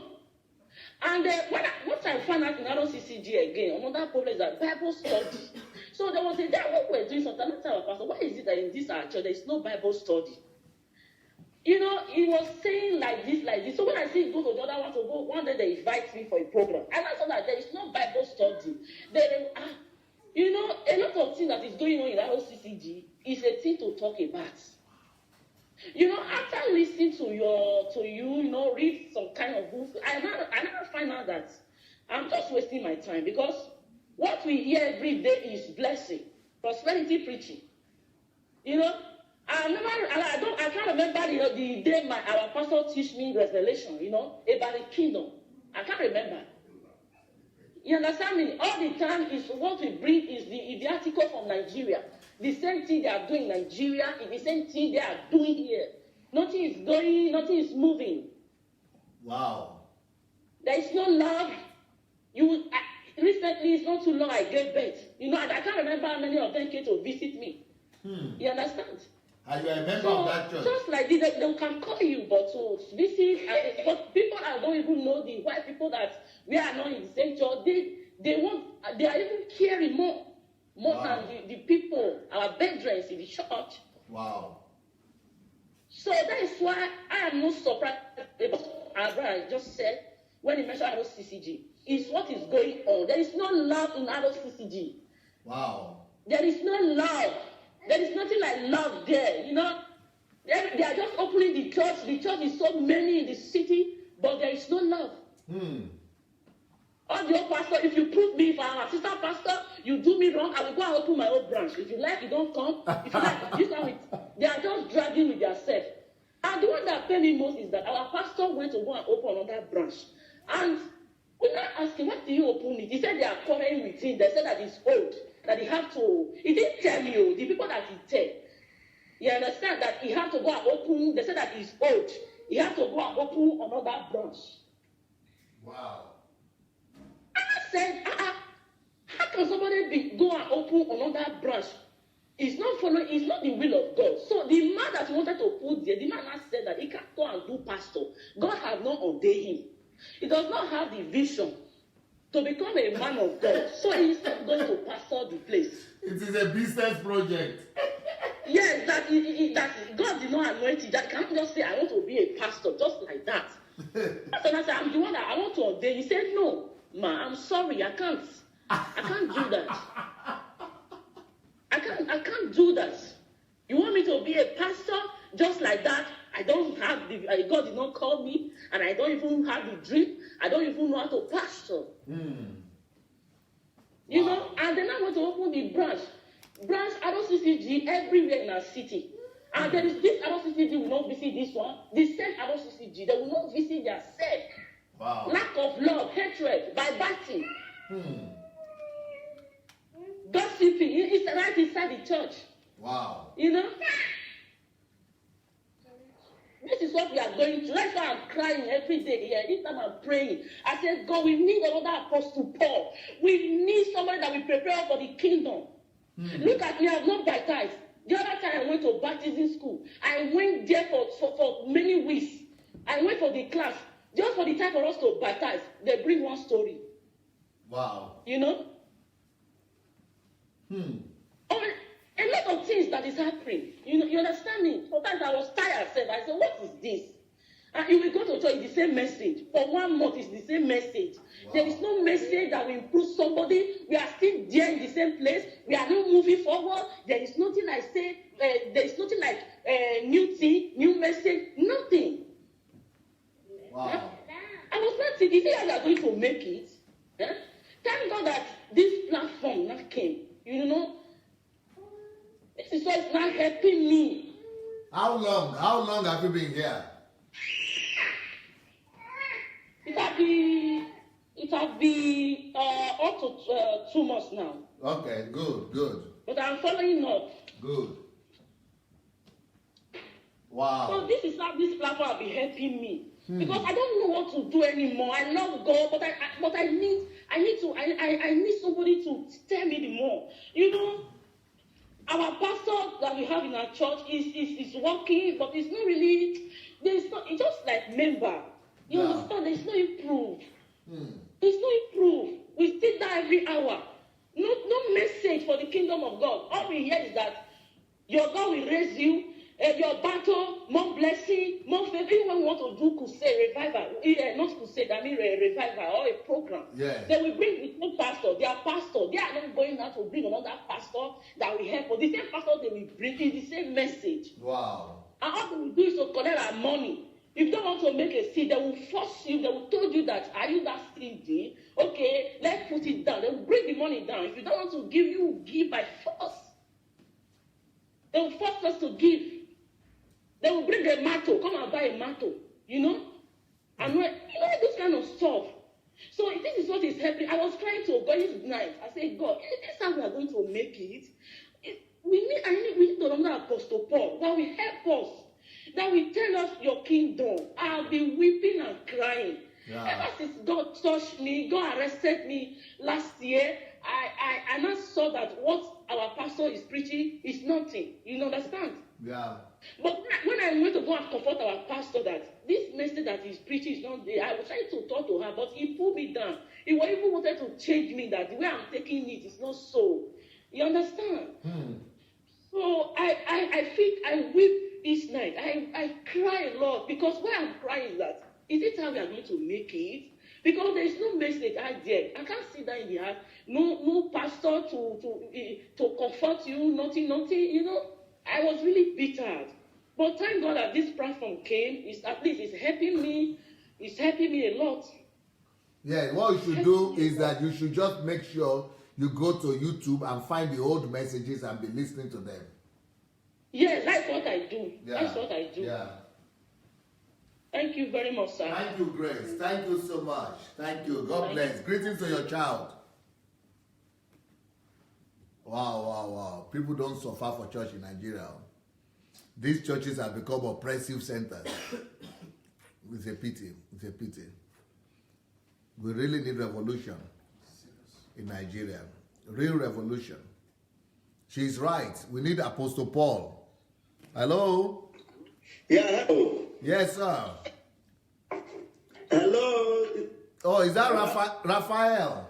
Yes, Pastor. How is Italy? We are good. We are fine. Good. This is so awesome. I just want to give a quick testimony of what this knowing God through love has been doing to me. Yes. It's been so awesome. It has restored me completely. You remember I've told you about what God has done through this message for my wife and myself. Yeah, you can mention it now. Yes, yeah. I told you after listening to this message of knowing God through love, my marriage that have suffered 3 years has been restored. Amen. Yes, and now it is so incredible that my wife is now an addictive listener of DSA. But my wife cannot stay a day without listening to DSA. It's just been so awesome. Awesome. Every day she will tell me, what is the latest on DSA? Please let me know. She loves DSA more than me, sir. I'm so overwhelmed. But you went back to her. Yes, we are back together. She's here. Come and say hello to DSA. Say hello to DSA. Hello, my sister. Congratulations. Thank you, sir. Thank you, sir. God has used me for everything. Thank you. Wow. Thank you for your great work you've been doing in our lives. Thank you, and thank you. I'm so happy. God has restored your family. Amen. Amen. Wow, amen. Wow. After 3, you said after 3 years? 3 years, yeah. It's been 3 years we've not been together because of, church story, this, that, my stubbornness, because of this psychopathic lifestyle of the old system I've been into. But you are a pastor there now? Yes, I was pastor in Redeem, yeah. I was a pastor in Redeem. I hurt my wife so badly. And I never even realized it, that what I did was wrong. I was still carrying on, pastoring, doing here and there, You didn't know that love is the opposite. Love protects. Love protects. Love protects. Love is the answer to every problem that humanity suffers. Yes. Love is the center of it all. And I have become so passionate with this. My Facebook page is loaded with these messages. I do videos every day. And now the way, the level of boldness this has given me, sometimes some of these, my, colleagues, some of them, they will write and say, you are becoming so stubborn. I say, it's not about stubbornness, it's about love. It's love that is driving me. Yes. It's love. When I say some things, I made a video recently to the General Overseer, personally, addressing him, on how, reminding him of some of the, testimonies or some things he said before, and the need for him to understand that nobody is above mistake. Yeah. There's no level we can get to and feel that we are above sin. It can come back to... Is the video on the internet? Yes, the video, I made the video, is on my page. It's on my page. Oh, maybe you send it to me too. I will send it to you, sir. So I did all these things with love, that there is a need for us to, if somebody at his level can come back, look at what Sam Adeyemi did. Though he did it craftily, but at least he came back to speak. And when he knew that the message is going almost viral, he took it out of the internet. No, there is a reason for that. But I don't know why. Why was the message missing? If not that... but I know the reason. I know the reason now. Because he is... I know the reason. I know the reason. Yeah. Yeah. It's the spiritual fathers, the GOs, went to talk to him. Can you imagine? And he got afraid and removed it. He said, but where are we going to? Are we preparing? Are we even ready for the kingdom? If these people are ready for the kingdom, you said something, you felt you were touched to make this video, then why? Why would you take it down? But I thank God. Gradually now, thank God the video is back now. It's back now. I'm going to share it again to other people. Yeah, because other people, what they didn't know is that he removed it, but he didn't know that other people have recorded it before. Yes. So other people put it back, even though he has removed it, but other people are now using it. Yeah. Our prayer is that let this video touch every one of them. Let them begin to recant and let them begin to turn back and preach the right message, which is what you are doing right now. So that if they can change from that level, then Nigeria will become a different country altogether. Yeah. So God be the glory. The Lord will continue to use us to bring transformation to Nigeria in Jesus' name. Amen. Thank God for your testimony. That's a very strong testimony right there. Yes, Pastor. Yes, Pastor. You are a gift to this generation.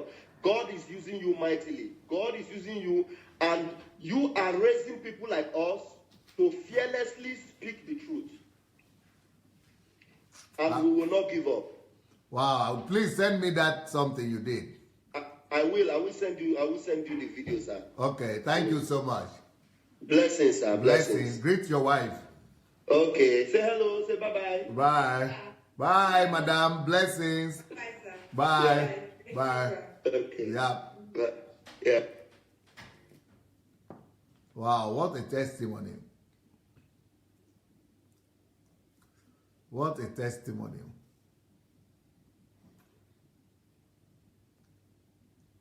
Amazing, amazing. Hello? Hello, Dr. Sunday? Yes? Hello, we are hearing you. Who is calling from where? Hi, my name is Rachel. I'm calling from the United States. Yes, Rachel. Okay, it's my first time calling. I'm very happy to talk to you, Pastor. You have no idea. Thank you so much. How long have you been listening? Since 2016, and I've been trying to call many times, but the line is always busy. So today I decided to wait a little longer to It's your day. It's your day today. It's like you have some noise there. Is it a wind or something causing some noise so that we could hear you clearer? Is there any way you could speak directly into the mic? Okay, I'll do it now. Okay. Yeah, hello. Okay, can you hear me better now? Much better now, much better. Okay. So today I'm calling. I'm very, very, very touched by your message today. Love protects, and today my contribution I won't talk about church because I feel like a lot of people have talked about church. Yes. So I will turn the focus on family and household. Yeah. How love is practiced in the household. I'm going to share my testimony. That's the story of my life. I never really share it with so many people, but I think it's going to help somebody in one way or another. Okay. So I grew up with my dad. My parents got separated when I was a baby. So I grew up with my dad from the age of 2, and my dad married twice. So every time he would marry, the wife would mistreat us, like in a very, very, very, very bad way. I had a very, very difficult childhood, but my dad was never home. He was never home, and up to this day, he pretended that he had never seen everything that happened in the house. So at 6 years old, he divorced from the first marriage, and at 8 years old, he got with another woman who was even worse than the first one. And this woman had a child, and when she came, her first child was 16. And this boy started abusing me until I turned 12 years old. In the same house. I couldn't talk, I couldn't say anything. What do you mean? The mom was mistreating us. What do you mean abusing you? What do you mean by abusing?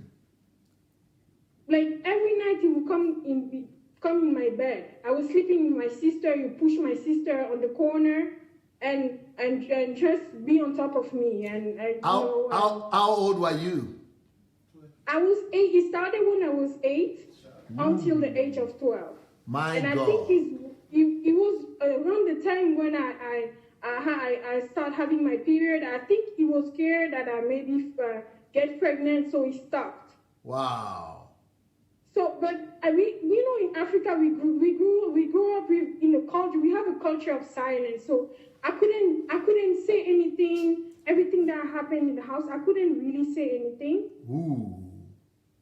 So, but finally, when I turned 15, we managed to leave the house. My dad was renting a house for us. We are 6 on my dad's side, and he didn't have any kids with the woman that he has now, with the wife that he has now. So, and after that, I moved to the US because I came to study here.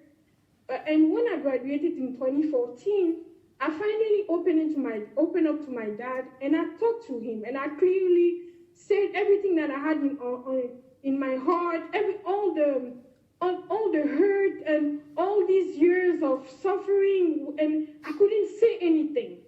And can you believe that, Pastor? My dad didn't do anything.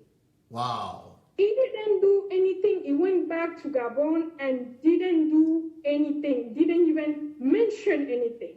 Wow. So yesterday, I was talking to my brothers, and one of the brothers, my elder brother, said that, he met my stepbrother. I would call him stepbrother. I never call him this close, but that's how it is. He met my stepmom's son. Yeah. And he said he charged he told him to tell me that I should buy him a piano or something like that.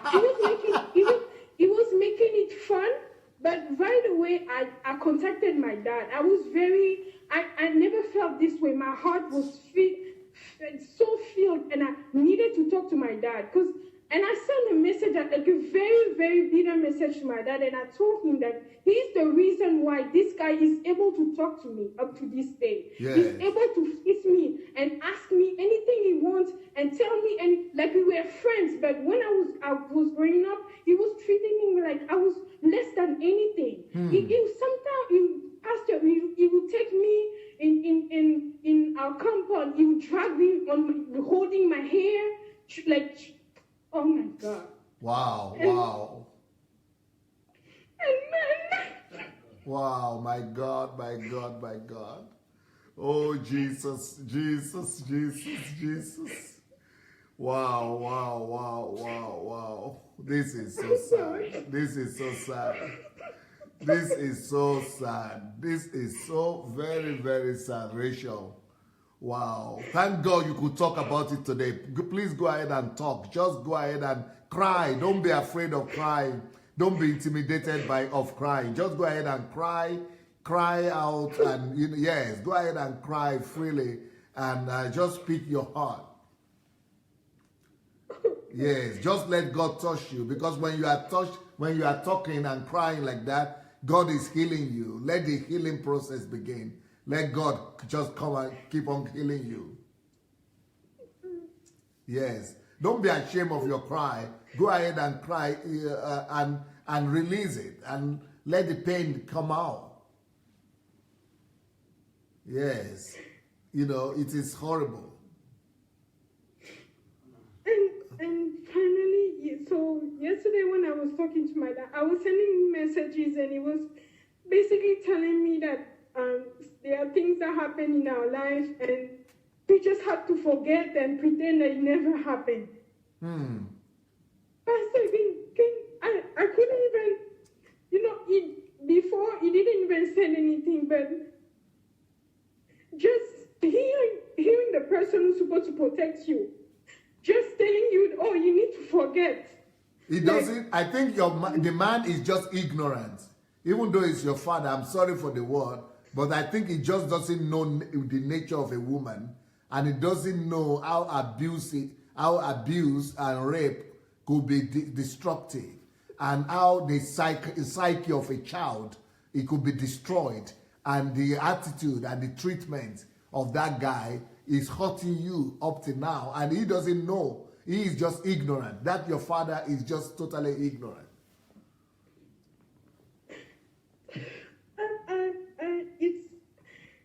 It's true that as Christians we need to forgive, and Pastor, it's not that I didn't forgive him. Honestly, it's not that I didn't forgive him.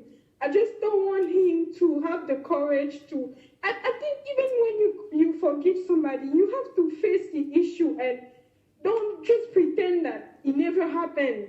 And just brush it off like my feelings were not important, or it's very hard. It's very hard for me. And yesterday, all this time I was trying to bury this inside of me, and because we have no contact or anything. But when my brother said whatever he said, I was just wondering what courage this guy has to, come and talk to me like we were but I realized that it's my dad. My dad let him and his mom come to our lives and give them the power to do anything they wanted of us. Yes. His wife, even his wife, the wife was beating us like we were slaves. Like she would get things, parts from car. There was an old car in our compound where we moved in. So she would cut some part of the car on the car door, and usually there is a sort of metal inside. So when she would flog you, you will have like bumps, and it cuts you at the same time. Oh, and she would flog you all over the place. My dad will see us with bruises. He would never ask any questions. Wow. Anything. Oh. And today he just forced us to still love her, to be nice to her. He even told us that we have to be nice to her. Like pretend that it never happened, or Pastor, it's just I don't know what to say. Very bad. Very bad. Very bad. Let me pray for you, Rachel. Okay. So, Father, in Jesus' name, I pray that you will touch your daughter right now and heal her wounds and her bruises and her trauma. I rebuke all the oppression, all the attacks, all the mental, emotional, psychological damages that have been done to her. I pray that you will touch her and totally heal her and bring her to absolute restoration and strength in the name of Jesus. Father, apply your balsam, apply your fresh oil from above, and let that your fresh oil heal her of all the wounds, of all the bruises, and all the things that have attempted to damage her, to the glory of your name. In Jesus' name, amen. Amen. Thank you, Pastor. Take care. Just forgive and, leave it to God, and God is going to complete the healing for you. God bless, my dear. Blessings. Wow, what a touching story. Wow. So sad. Ooh, too much. Wow, what a story.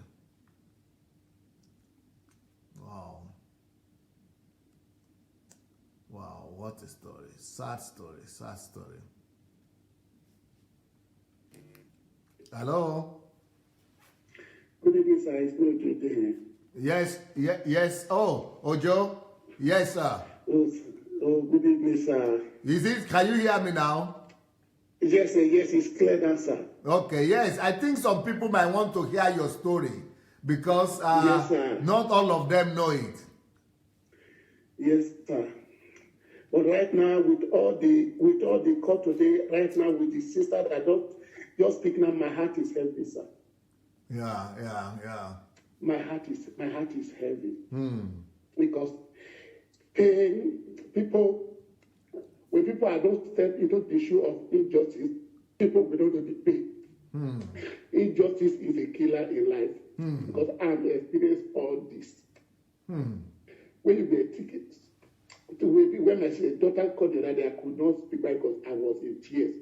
Because I didn't even life from home where I grew up, I never experienced love. My mother have never embraced me. My father have never embraced me. But in church, I find myself that yes, I belong to a family. They treat me like I don't know how to describe it. They deny me, they abandon me. Thank you, GSA, for bringing me to the line of Christ again, because I swear that I love God, but anything church, I will not listen, talk less of going inside. Yes. That is how I met a brother Innocent. He seen my comment in Brekete. Okay. Later, he speak to Brother Innocent. Yes. So he read my comment in Brekete. So he make a contact with me through messenger. He said, look at how I'm to get to GSA. That is how I get to your platform, sir. Since then, I know I'll be carrying pain. I know I'm still carrying pain, but yes, I'm now experiencing joy in me.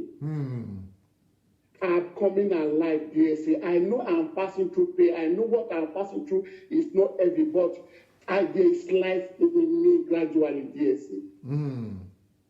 May God bless you, sir, for the love you demonstrate to me, sir. And there's no any man of God that raised their voice to ask me what happened, to show me love, to show me caring, sir. May God bless you for bringing me into this family, for accepting me. I use this opportunity to thank everybody that is listening now. May God bless you all. Since it's not this, it's like Sister Blessing in London. It's like she's living in my house. She called me. She canceled me. It's like she's living in Spain with me. I'm surprised today. I received a message. She sent me some money. Sister Blessing. Wow. May God bless her. I appreciate everybody in this platform with the love that you people demonstrate. So let me go back to the story. 2010, I was a worker in Mountain of Fire. I was heading intercessor. I was heading welfare department. I was a preacher, midweek preacher, a form of training as a pastor. I was assistant of house fellowship leader. So every meeting, workers meeting, I'm there. This is how the AGO, assistant GO, hold meeting with us 3 times. That they want to hold crusade 2010. This is how they want to beautify the church, the type of car, the type of security. We say, okay. They now travel to Nigeria. He called treasurer. This treasurer we were thinking is the one to handle the workers because he have a construction company. So he asked the treasurer to give money to brother Ima Chukuma to carry on the work. We are surprised, but we carry on the instruction. So Saturday, 5th June 2010, after power must change down. So after closing, I said, Brother Ima, you did not announce people that will wait. He said, I'm number one, I should wait. That is how we wait. And this time, my wife is just 8 months old. I nearly bring my family. My family were living in Nigeria. So I asked them to go later. I will meet them at home. That is how we start the work. It is Brother Ima that read this scaffolding. So we were facing this curtain. About 1 hour for the work to end. I said, okay, Brother Ima, I'm going. I want to go and buy electric iron to make my family. He said, no, I should wait. That let's just finish the work. He will carry me to go and buy the pressing iron. He will take me home. I said, okay. As I stayed, not too long there, just 30 minutes. The last floor, the scaffolding, is the measurement of the court is 8 meters. I fall backward. But the last floor, it did not couple the last floor where I fall backward. I break my spinal cord. He said, now follow my pelvis and break all my pelvis. My God. There I was crying in pain. That time I know he said that it's a law. When somebody gets accident, you cannot touch. You call the ambulance. Automatically, when you call the ambulance, police is coming with them. So this Brother Ima was not severe. I saw him sit down. He was giving order for them not to call ambulance. People, the few guys we were together, we were fasting. They were crying that we should call ambulance, that this brother we should not allow the brother to die here. I was crying in pain. He refused that to protect the church, so that the church will not be a problem. I was crying. I now put one condition that when they take me to hospital, they should say that the accident happened in my house. They are my friends. They don't come and rescue me. I said no. Then he now give order again that nobody should carry me. I was crying. Okay, that's okay. They will carry me with car. I say no. This one is going more than 30 minutes. When I see that I'm dying, my eyes turning me. I say, please, carry me any way you want to carry me. I don't want to die here. That is my comment. That is the comment I make. They now carry me with one of his Peugeot car, one door car, Peugeot car. That is how they excuse me into that car. They take me to hospital. Get to hospital, I enter coma. The operation they did first, the spinal cord, it took It was 12 hours. The right statement that 12 hours, sir. The right statement that they are my friends. I fall from home. They don't come and rescue me. That was the statement they put down. I spent almost 2 weeks in coma. So it's through glass people can see me. So not too long, they take me to ward people. They were coming to greet me. The pastor, Diego, returned from Nigeria. They were greeting me that I should not worry. They will make sure that they will take me to a better hospital if he could not do it. Not knowing that doctor has speak to them as family that if this man survives, this man will not work. And my wife was not hearing Spanish, and they did not tell my wife. That iron you see in my stomach, that 2 months I was in bed flat, I could not turn. The day they moved me from bed, my back pain, all my skin pain. I was in that pain. The operation of pelvis, that one took another 15 hours after two months. So this is how I remain in this pain. They were coming and going. So I believe in them, they will not abandon me. Even the only one brother that go to court and speak the truth that make me have the justice, that one was even telling me, Mountain of Fire is a bishop. They will not abandon me. No need to make it. If they are Christian, I believe. So that is how I continued the treatment. So I spent 5 months in the hospital. They now discharged me. I was having the house, 3-story building. I bought the house 2007 without lift, and automatically I cannot go to this house again. Then I was not looking for a house with lift, with elevator, so that I can be able to enter. Then when they now see that expenses now come up, all of them just disappear, Pastor. DSA, all of them disappear. I spent another 1 month in the hospital because no house to go. Wow. I now sold some of my property to raise money to rent a house that have elevator. That is how my eyes opened that I may know. Then the pastor will see coming somehow like it's a game, was playing game. I know now that this man is playing game. And that make you understand, sir. Now, the government did not know where this accident happened. I'm not receiving any money from government. And my service is running out. I'm not receiving any money. And I'm not receiving money from church. He said church don't have money. If I want to buy anything, I should let them know. They will join hands together. We will solve the problem. I said, yes, I have one chance. It's there, my eye open.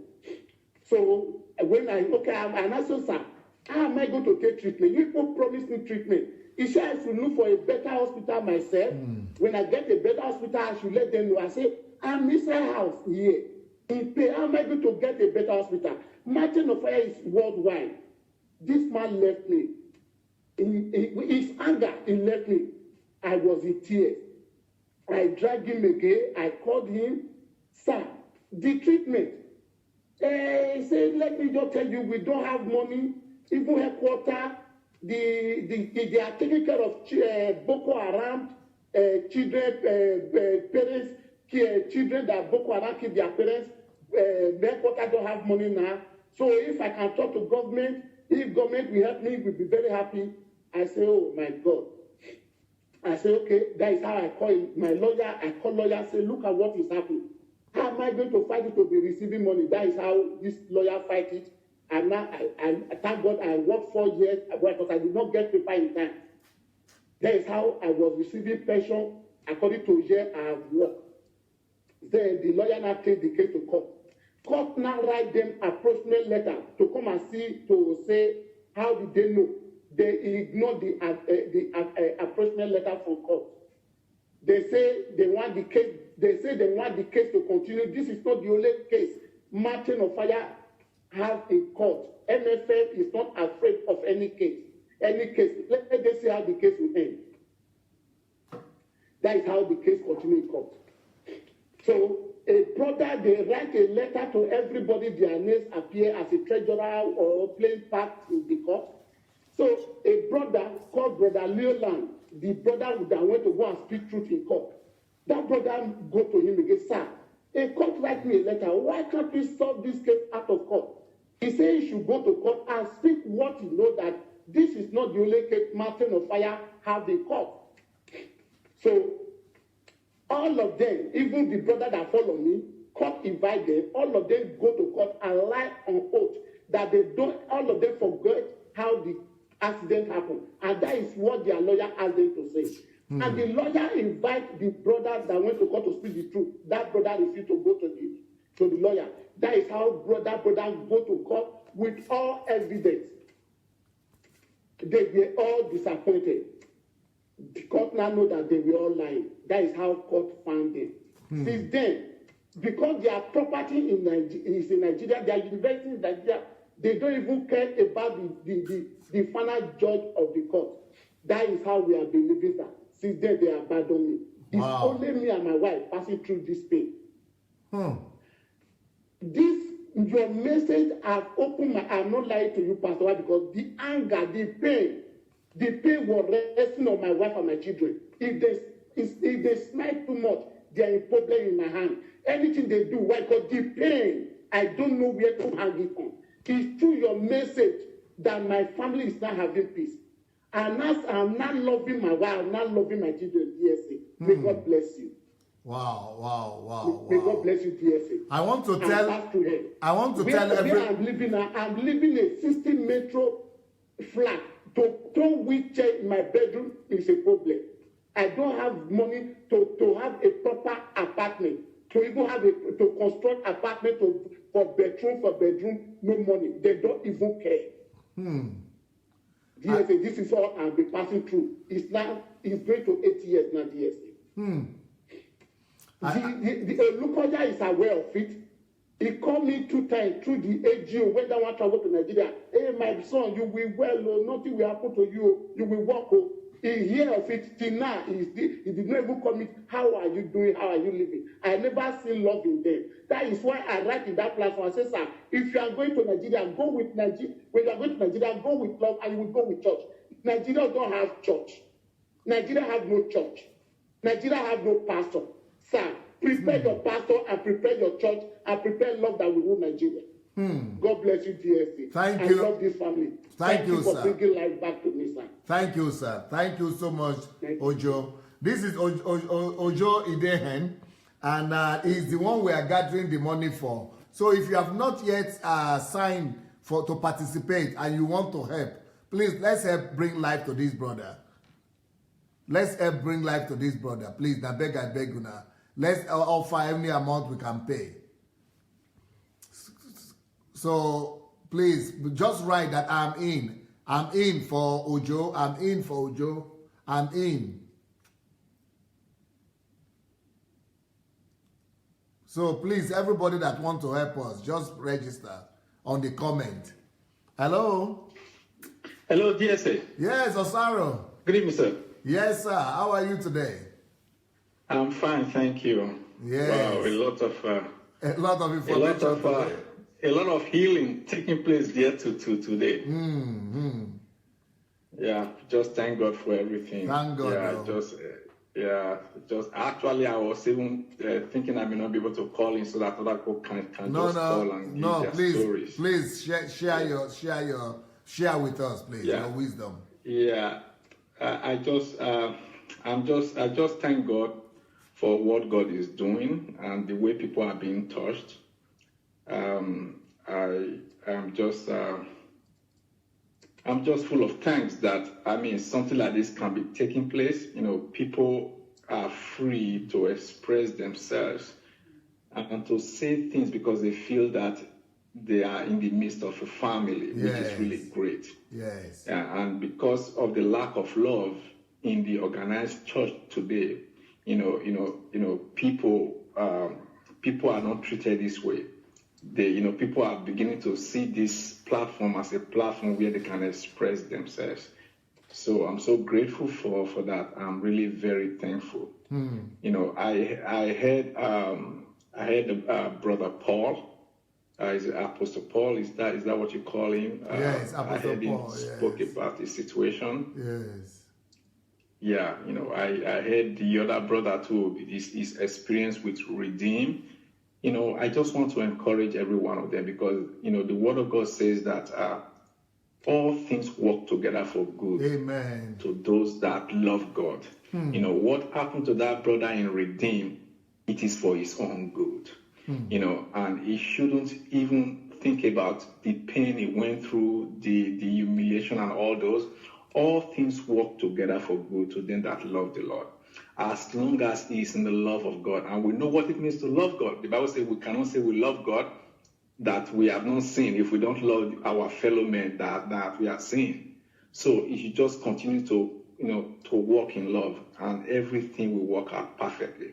So I'm just so grateful. And actually, I was going to make a comment concerning what Pastor Chris was saying. Okay. About the tithing, that you cannot give your tithe to your grandmother. You cannot. Even your own rent you can't pay. Yeah, that tells you how much love is lacking. How much love is lacking in Nigeria. How much these people are derailed and demented. He's saying all those things, not even a single scripture to back it up. Not a single scripture. In fact, he's forgotten, whether he even knows, I don't know, that when the Bible was talking about tithing, right from the time of the Old Testament, it was not even about physical cash. Yes. It was not even about physical cash. In fact, you don't take money into the temple. Only under one circumstances do you have to take physical cash into the temple, and it is half shekel. Yeah. Half shekel. And that happens if you are making a form of atonement, if the king happened to do a census of the people. That was given to them in Exodus chapter 30. God told Moses, if the people are counted, so that there will not be a plague among them, because God prohibits numbering of Israel. So to make sure that they are covered, so they will take half shekel, very small amount, so that both the rich and the poor can do it. They will take half shekel to the temple. That was the only time. Every other one, they were all produce. And if they want to pay tithe, you're going to have to pay all the kinds of tithe. In Malachi, it said, tithes, bring ye the tithes. It's more than one. There's the one you pay every 3 years. There's the tithe of the Levite. Yes. There's the regular tithe that you do from it. So for them to be capitalizing on tithe to rob the people is complete rubbish. It is not biblical. In fact, anybody that heard what Pastor Chris was saying, it is not true. People that attend Christ Embassy, maybe you guys are listening to this. Listen, it is not true. Go and read 2 Thessalonians chapter 3, from verse 8 down. Paul spoke about how he worked with his own hand, how he doesn't depend on people to rob them of their stuff. 1 Thessalonians chapter 2, from verse 9. He spoke about how Paul was even working, taking care of himself and taking care of people staying with him. Tell me who can compare himself with Paul of all the stuff he did, the level of the anointing, yet he was not collecting money from anybody for himself in the name of tithing. So that alone shows how much these people are so far away from God. They're working for their pocket. They're working for their bare belly. So I just wanted to say that. That being said, I also want to comment on Brother Ojo Iden. Yes. Actually, I was telling, just as soon as I just got on, just as soon as you started, because I went to the bank. Okay. Because we got the information for the transfer and everything. Okay. But the thing is this, I was telling my wife, I said, for people that want to give $100, to transfer $100 from here, you have to spend like $35 or $40. Then I was thinking, yes. So I said, I don't know, this doesn't look so smart to me. If somebody had that $35 to the $100, that is even better for Browjo to get his test instead of the bank getting that. So I was wondering if there is a better way. So it's just a thought. So I was thinking I would just call to ask. Actually, I was wondering if there's a better way we can do this. So I don't know. It's just a thought. If there's no better way, I can go ahead and and make make the transfer. But I was thinking that we will welcome all suggestions. So maybe some people might have some suggestions. Exactly, because I was thinking, I'm like, this is just like, if somebody want to give $200 or $100, you spend $40 to transfer it, to do a wire transfer from the bank here to his account. And I don't know if they will charge his account too, because I was asking them at the bank here, they were telling me, at first he said, we may have to pay charge at the receiving end too. So I said, are you serious? Then he said, well, but you pay $35 from here. At least that is certain. So I'm not sure if there's a better way we can do this. So I was actually thinking, I was telling him, I said maybe I should just go send this thing with MoneyGram. MoneyGram. So I don't know. Yeah, if that is even better. Is that cheaper? Because if I get his information, if I get his name, if I get his phone number, I actually wanted to get his phone number so I can be communicating with him too. So I can be calling him to check on Pastor, him. Bro, he's hearing us now. Brother Ojo, okay, please. I really love that because he's from the same place with me. Okay. Apart from that, we are all brothers in Christ. I know from his name, I know he's a Benipe person too. Yes. Brother Ojo, send him a friend. Let him put it on the platform, on the comment section. Brother Ojo, put your telephone number and your full name so that people could use MoneyGram to send the thing to you too. Exactly. His phone number, the full name, and that is basically right. The address,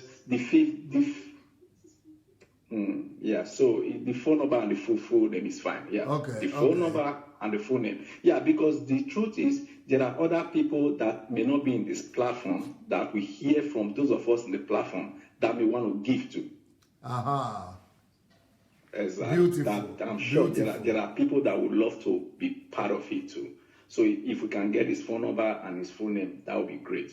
Okay. So thank you so very much, sir. Thank you so much, sir. God bless you really good, and thanks to everybody. I'm just grateful for what God is doing. We must pursue what you'll be talking about, walking in love. This is the biggest thing we can do to solve this problem that we are facing. That is the lack of love in the churches in Nigeria. Everybody, we must walk towards walking in love on our daily endeavor, everything we do. God bless you, really good, sir. Thank you, God sir. bless you. Thank you. Thank Blessings. you very much, sir. Bye-bye. Bye.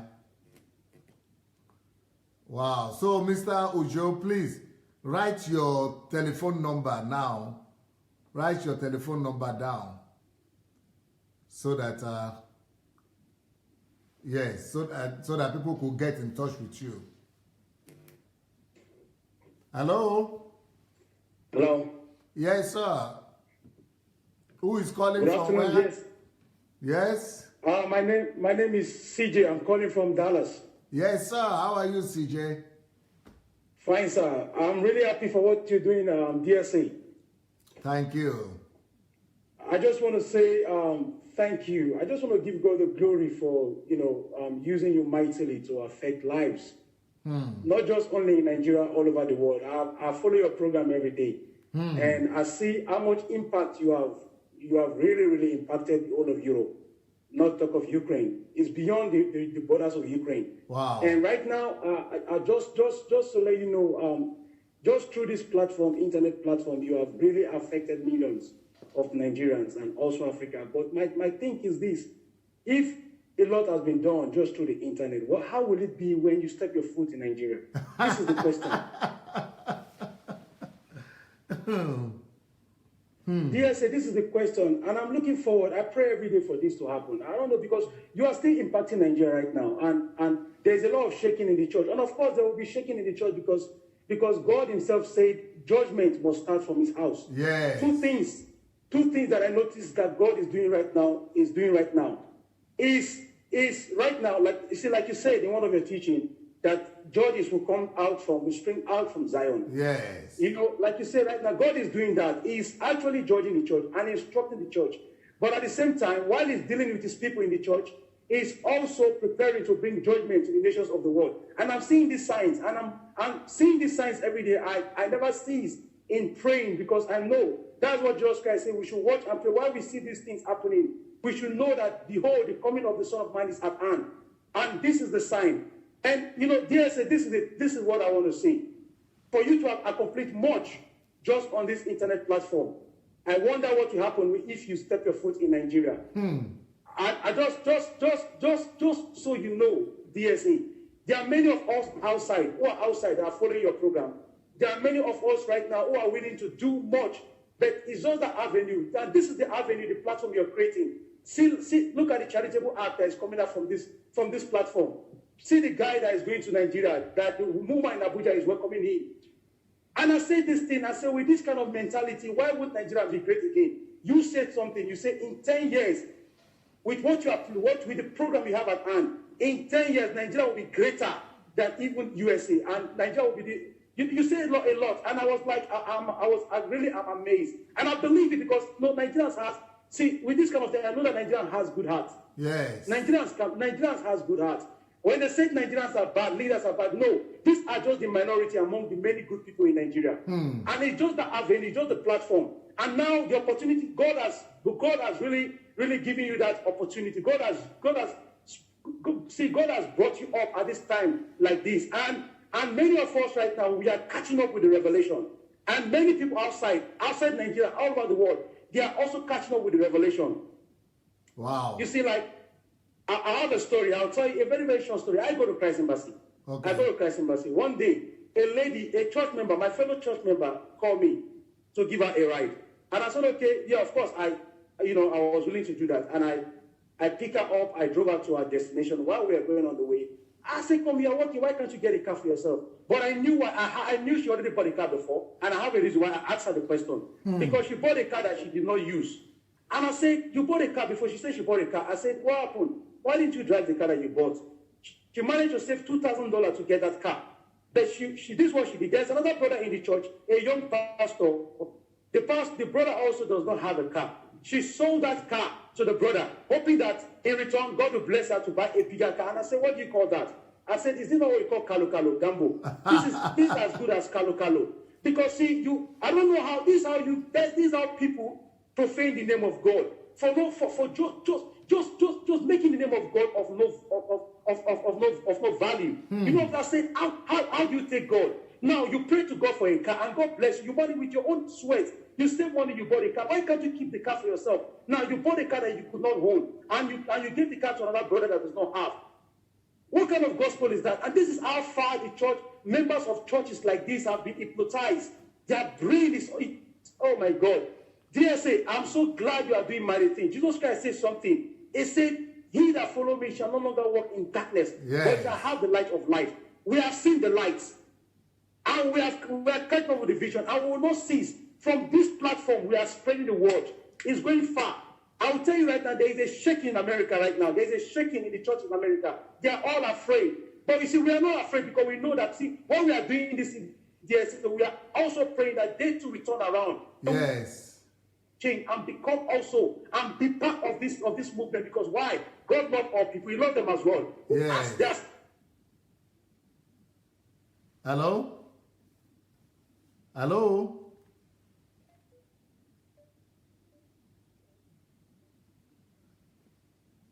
Okay, wow, we lost CJ. But what a testimony. That's a very, very powerful testimony. I wanted to ask him that, CJ, how come you are able to call if you are from, what do you call it, Christ Embassy? Christ Embassy people are always afraid of calling, they are always afraid of calling, but you called. Hello? Hello, DSA. Yes. Hello? Is that Osas? I'm Osas, sir. Very sir. How are you, sir? I'm fine, sir. Is everything, sir? Well, I've not heard from you for some time. Yeah, I normally work in the night. I just to start it, I'll finish when I get to in the morning. Because I'm at work now. Okay. Because I normally work, yes. I will start it, I will share it. Later, when I get home tomorrow morning, I will watch all the old program. Yeah. I just went yesterday. I wanted to call yesterday, but you left online yesterday. Yes. Well, I just want to thank you for your message. In fact, I've tried a lot in my life, even my family, even my wife, all of us. Even you are, I can say Europe is you are conquer Europe now. Even I see some of my members before in the church. I met in one supermarket yesterday on Saturday. They are no guy going to church. They will see the message I was sharing to them when they listening to it. They know that the church they are going before it was a wasting of time. Yes. What only thing I have to say now that in Nigeria, I will advise you, sir, because you have to have a contact with the family because they mentioned your late last day for yesterday. What were they saying? Because in Nigeria, do you know Human Rights Radio Station, Abuja? What did they say about me? Yeah, because there is one professor there in the studio who was how to change the agenda of Nigeria. There was somebody now writing a comment. Now we have to change the agenda of people in Nigeria. There is a book that he writes. He wants people to be ready so I can change the agenda of people of thinking. There's somebody now writing a comment. You see, even Sunday Adelaja is coming to Nigeria to come and help.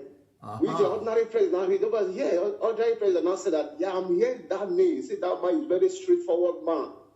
That is you. Yeah, say that man is very straightforward. You know the ordinary president, the man of the people. Yes. Yeah, you see, always hearing that name, that man is very straightforward. So I want to advise some of your book because I have bought for my younger one in Nigeria. I have sent for that woman from Lagos. Yeah. I want you to send some of your team to go and present your book to them so that you can discuss with him. You can contact his phone number. They normally have their program every morning, 7:30 to 8:30. Then they discuss books there. Yeah. See, they have their own website. You can sell your book there. So you mean one can go there to discuss the book or what? Yeah, I said you should have contact with the ordinary president. Okay. Because you said something. Okay. Yeah, with ordinary president. So the book now, because in Europe now, the Europe is already conquered. Like, there's many people that they are not in the platform because they're afraid of their pastor. Most of them, I normally share it. There's no day I don't share your message.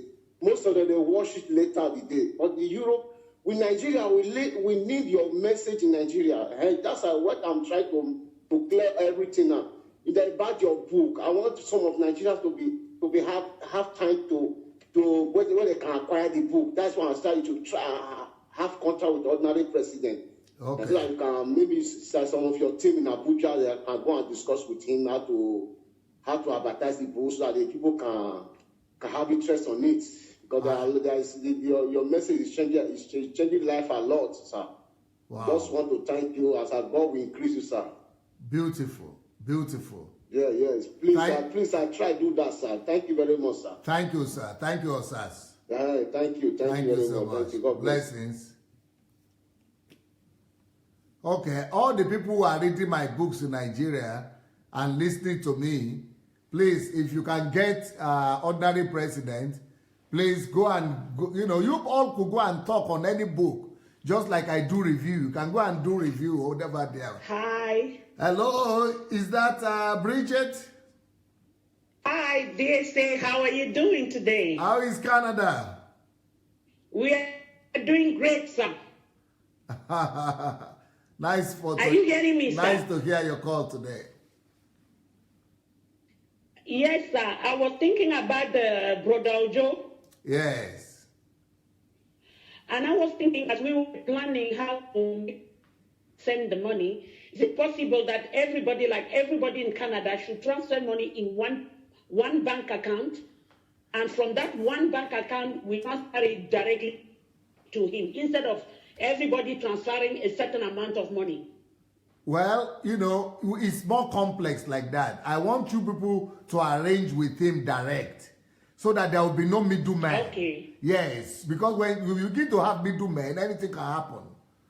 So I don't want the middleman situation. If anything, I can give his telephone number I can give his telephone Okay, number. sir. His telephone number is here. I can mention his telephone number Okay, now sir. so that everybody can call him and talk to him Yes, direct. sir.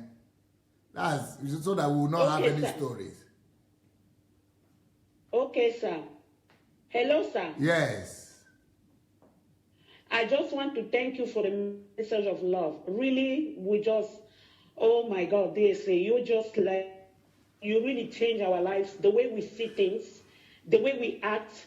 We see that it was a lot of love for many, many years, and we are trying we are trying to run a race with this love. Thank you so much for this message. You have really changed the life around. I think the church, the way the church is representing now, no love, but we have to try to spread that love around. Thank you so much for your message. Thank you, Bridget. Thank you so much, my dear. Blessings. Okay, the telephone of Idehe is +34 60 62 17 274. Ojo Idehen +34 606. Hello. Yeah, just a minute, I'm coming. +34 6062 17 274. +34 60 62 17 274. That is Ojo Idehe. Hello? Hello, sir. Yes, Paul. Yes, sir. How are you today, sir? I'm fine, sir. Well done, sir. Yes, we did hear you. Yes, sir. God bless you. I'm so grateful for this good job that you are continuing. It's my prayer that God will continue to strengthen you in the name of Jesus. Amen. Amen. Sir, I have a question. Yes. And my question is, your colleagues in Africa, yeah, these things you are teaching now, is it that they are not aware of it, or is it ignorance on their part, or is it that they deliberately, just taking advantage of us? I struggled to understand. I struggled with this question for so long. Up to now, if I say I have the answer, I will be lying to you. Wow. Okay. In that case, then I would want to say that it is our culture that have this problem. And it is not as if I am trying to answer the question, because sincerely, this is a question that has been in my heart ever since you began this teaching. I've been questioning myself. I've been asking, is it that our pastors deliberately did not, is it that they deliberately want to deny people from knowing the truth, or they themselves are ignorant? And then I look at the family. I find out that an average Nigerian, or most even Africans that I've seen, I've lived in Abu Dhabi now, so I've seen a lot of Africans. We have a wrong understanding or concept of love. We don't truly understand even fellowship or relationship or how it should be. An average husband and wife also does not even understand how relationship should be. See what you are teaching us now? A lot of people are killing themselves in the name of my wife or my husband or my children or my family. You understand, sir? Yeah. So it's like it is real ignorance on our part. And unfortunately, the church that is supposed to bring light, the church also has gotten it wrong. They are bringing more darkness. They are bringing more darkness now. Yeah. So I am thinking that it is probably ignorance, because look at the sister that called. Is it Rachel, right? Yes. The father was kind of not responding. to her pains. So it's just ignorance. The father just cannot comprehend, just cannot relate. We are so selfish that we don't understand other people. So it's just so much ignorance that is operating in Africa, and this ignorance has been passed down from generations to generation. Wow. So this we have been wallowing in it, and to us that is what is right. Thank God that this kind of a message is coming at this time. Like the other brother that called from the US about the church ostracizing him because he sinned. Pastor, do you know that if I were to be the pastor of that church, I probably would. I mean, if I were to be the pastor of that church, some months ago, maybe around last year or 2 years ago, I would have done the same thing the pastor did. Wow. Yeah, because this is what they taught us. Yeah. Wow. So it is taught in Redeem that when a brother or a sister fall into sexual sin like that and is a worker in the church, you put him in the back seat. Huh. You put him at the back seat. That is how he learned. That's what they taught us. And to us, that is what is right. So it is not directly the fault of that pastor. Wow. It is because this is what they taught them. And this is the theology that they've learned. And I mean, when your pastor teach you something, you don't argue with it because you don't even have other options. So if what you are saying now, if I can disprove it, then I will argue with it. But you are bringing facts. Yeah. You are making it visible and practicable. That's why it is illogical for anybody to argue with this. Yeah.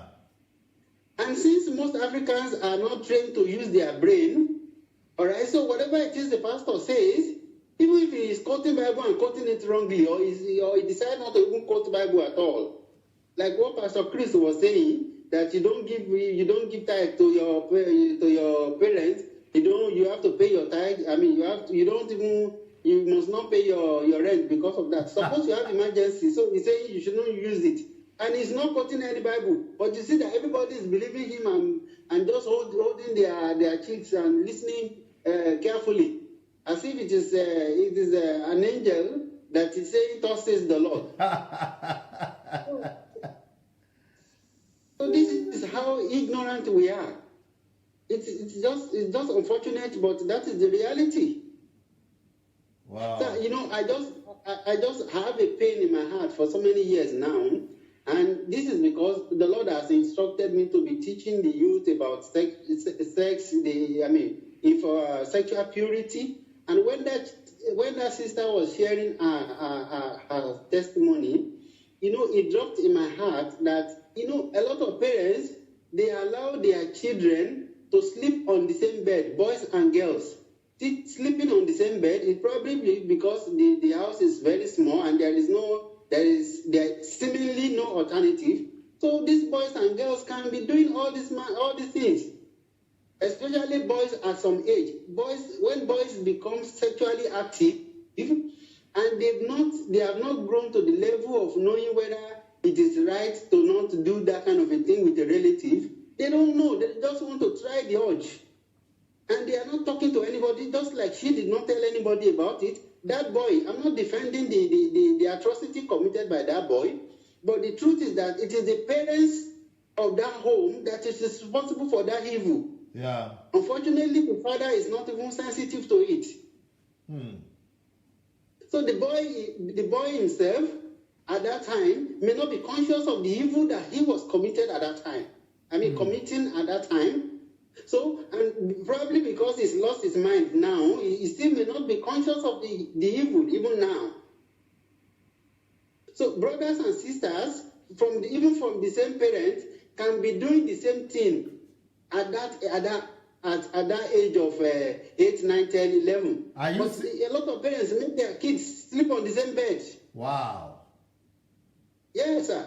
See, I'm telling you based on experience, I'm telling you based on the study that I'm doing right now, that it is a possibility. Boys are just boys at that time. Wow. They don't know anything. They don't know it to be evil. They don't know it to not, I mean, as something that is not good. A boy can even rape his own sister if he is not conscious of it. And he doesn't see it as rape because he doesn't have that kind of understanding that time. Wow.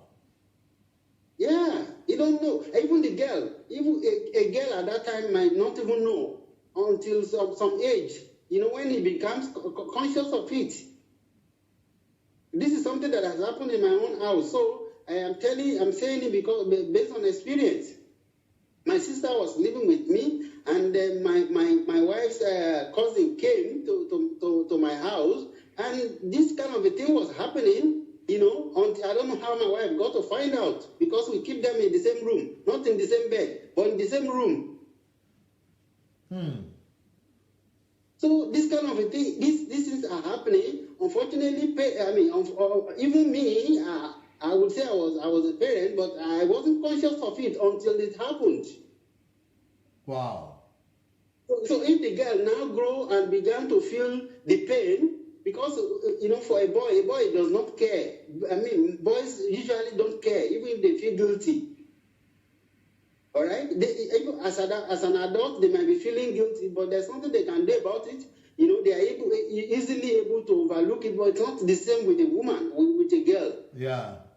Especially when the boy also misbehaved. It wasn't just sexual harassment or rape. It was also, treating her bad, and the fact that he's the son of a woman that was misbehaving and treating her badly. So all these things have a connection. See, Pastor, let me tell you this now, and I'm sure that a lot of people are listening. See, my dad's concubine, when I greet her, she would not answer me, all right? And she would tell my dad that I did not greet her, and I get beat for that. I get flogged for that, all right? For saying I did not greet her, even though I greet her, she didn't answer. And my dad would still make me to go to her farm to go and walk. Wow. So all these things are happening in Africa, and it is pure ignorance. Anyway, thank you so much, sir. I learned my time is up. Wow. I know we still have scholars, but Facebook is going to put us off now. So unfortunately, we have to finish the call right now. Thank you so much. So thank you so much, everybody. Unfortunately, no more time to receive more calls. Our time on Facebook is over. So God bless you guys. We'll see you tomorrow. Bye.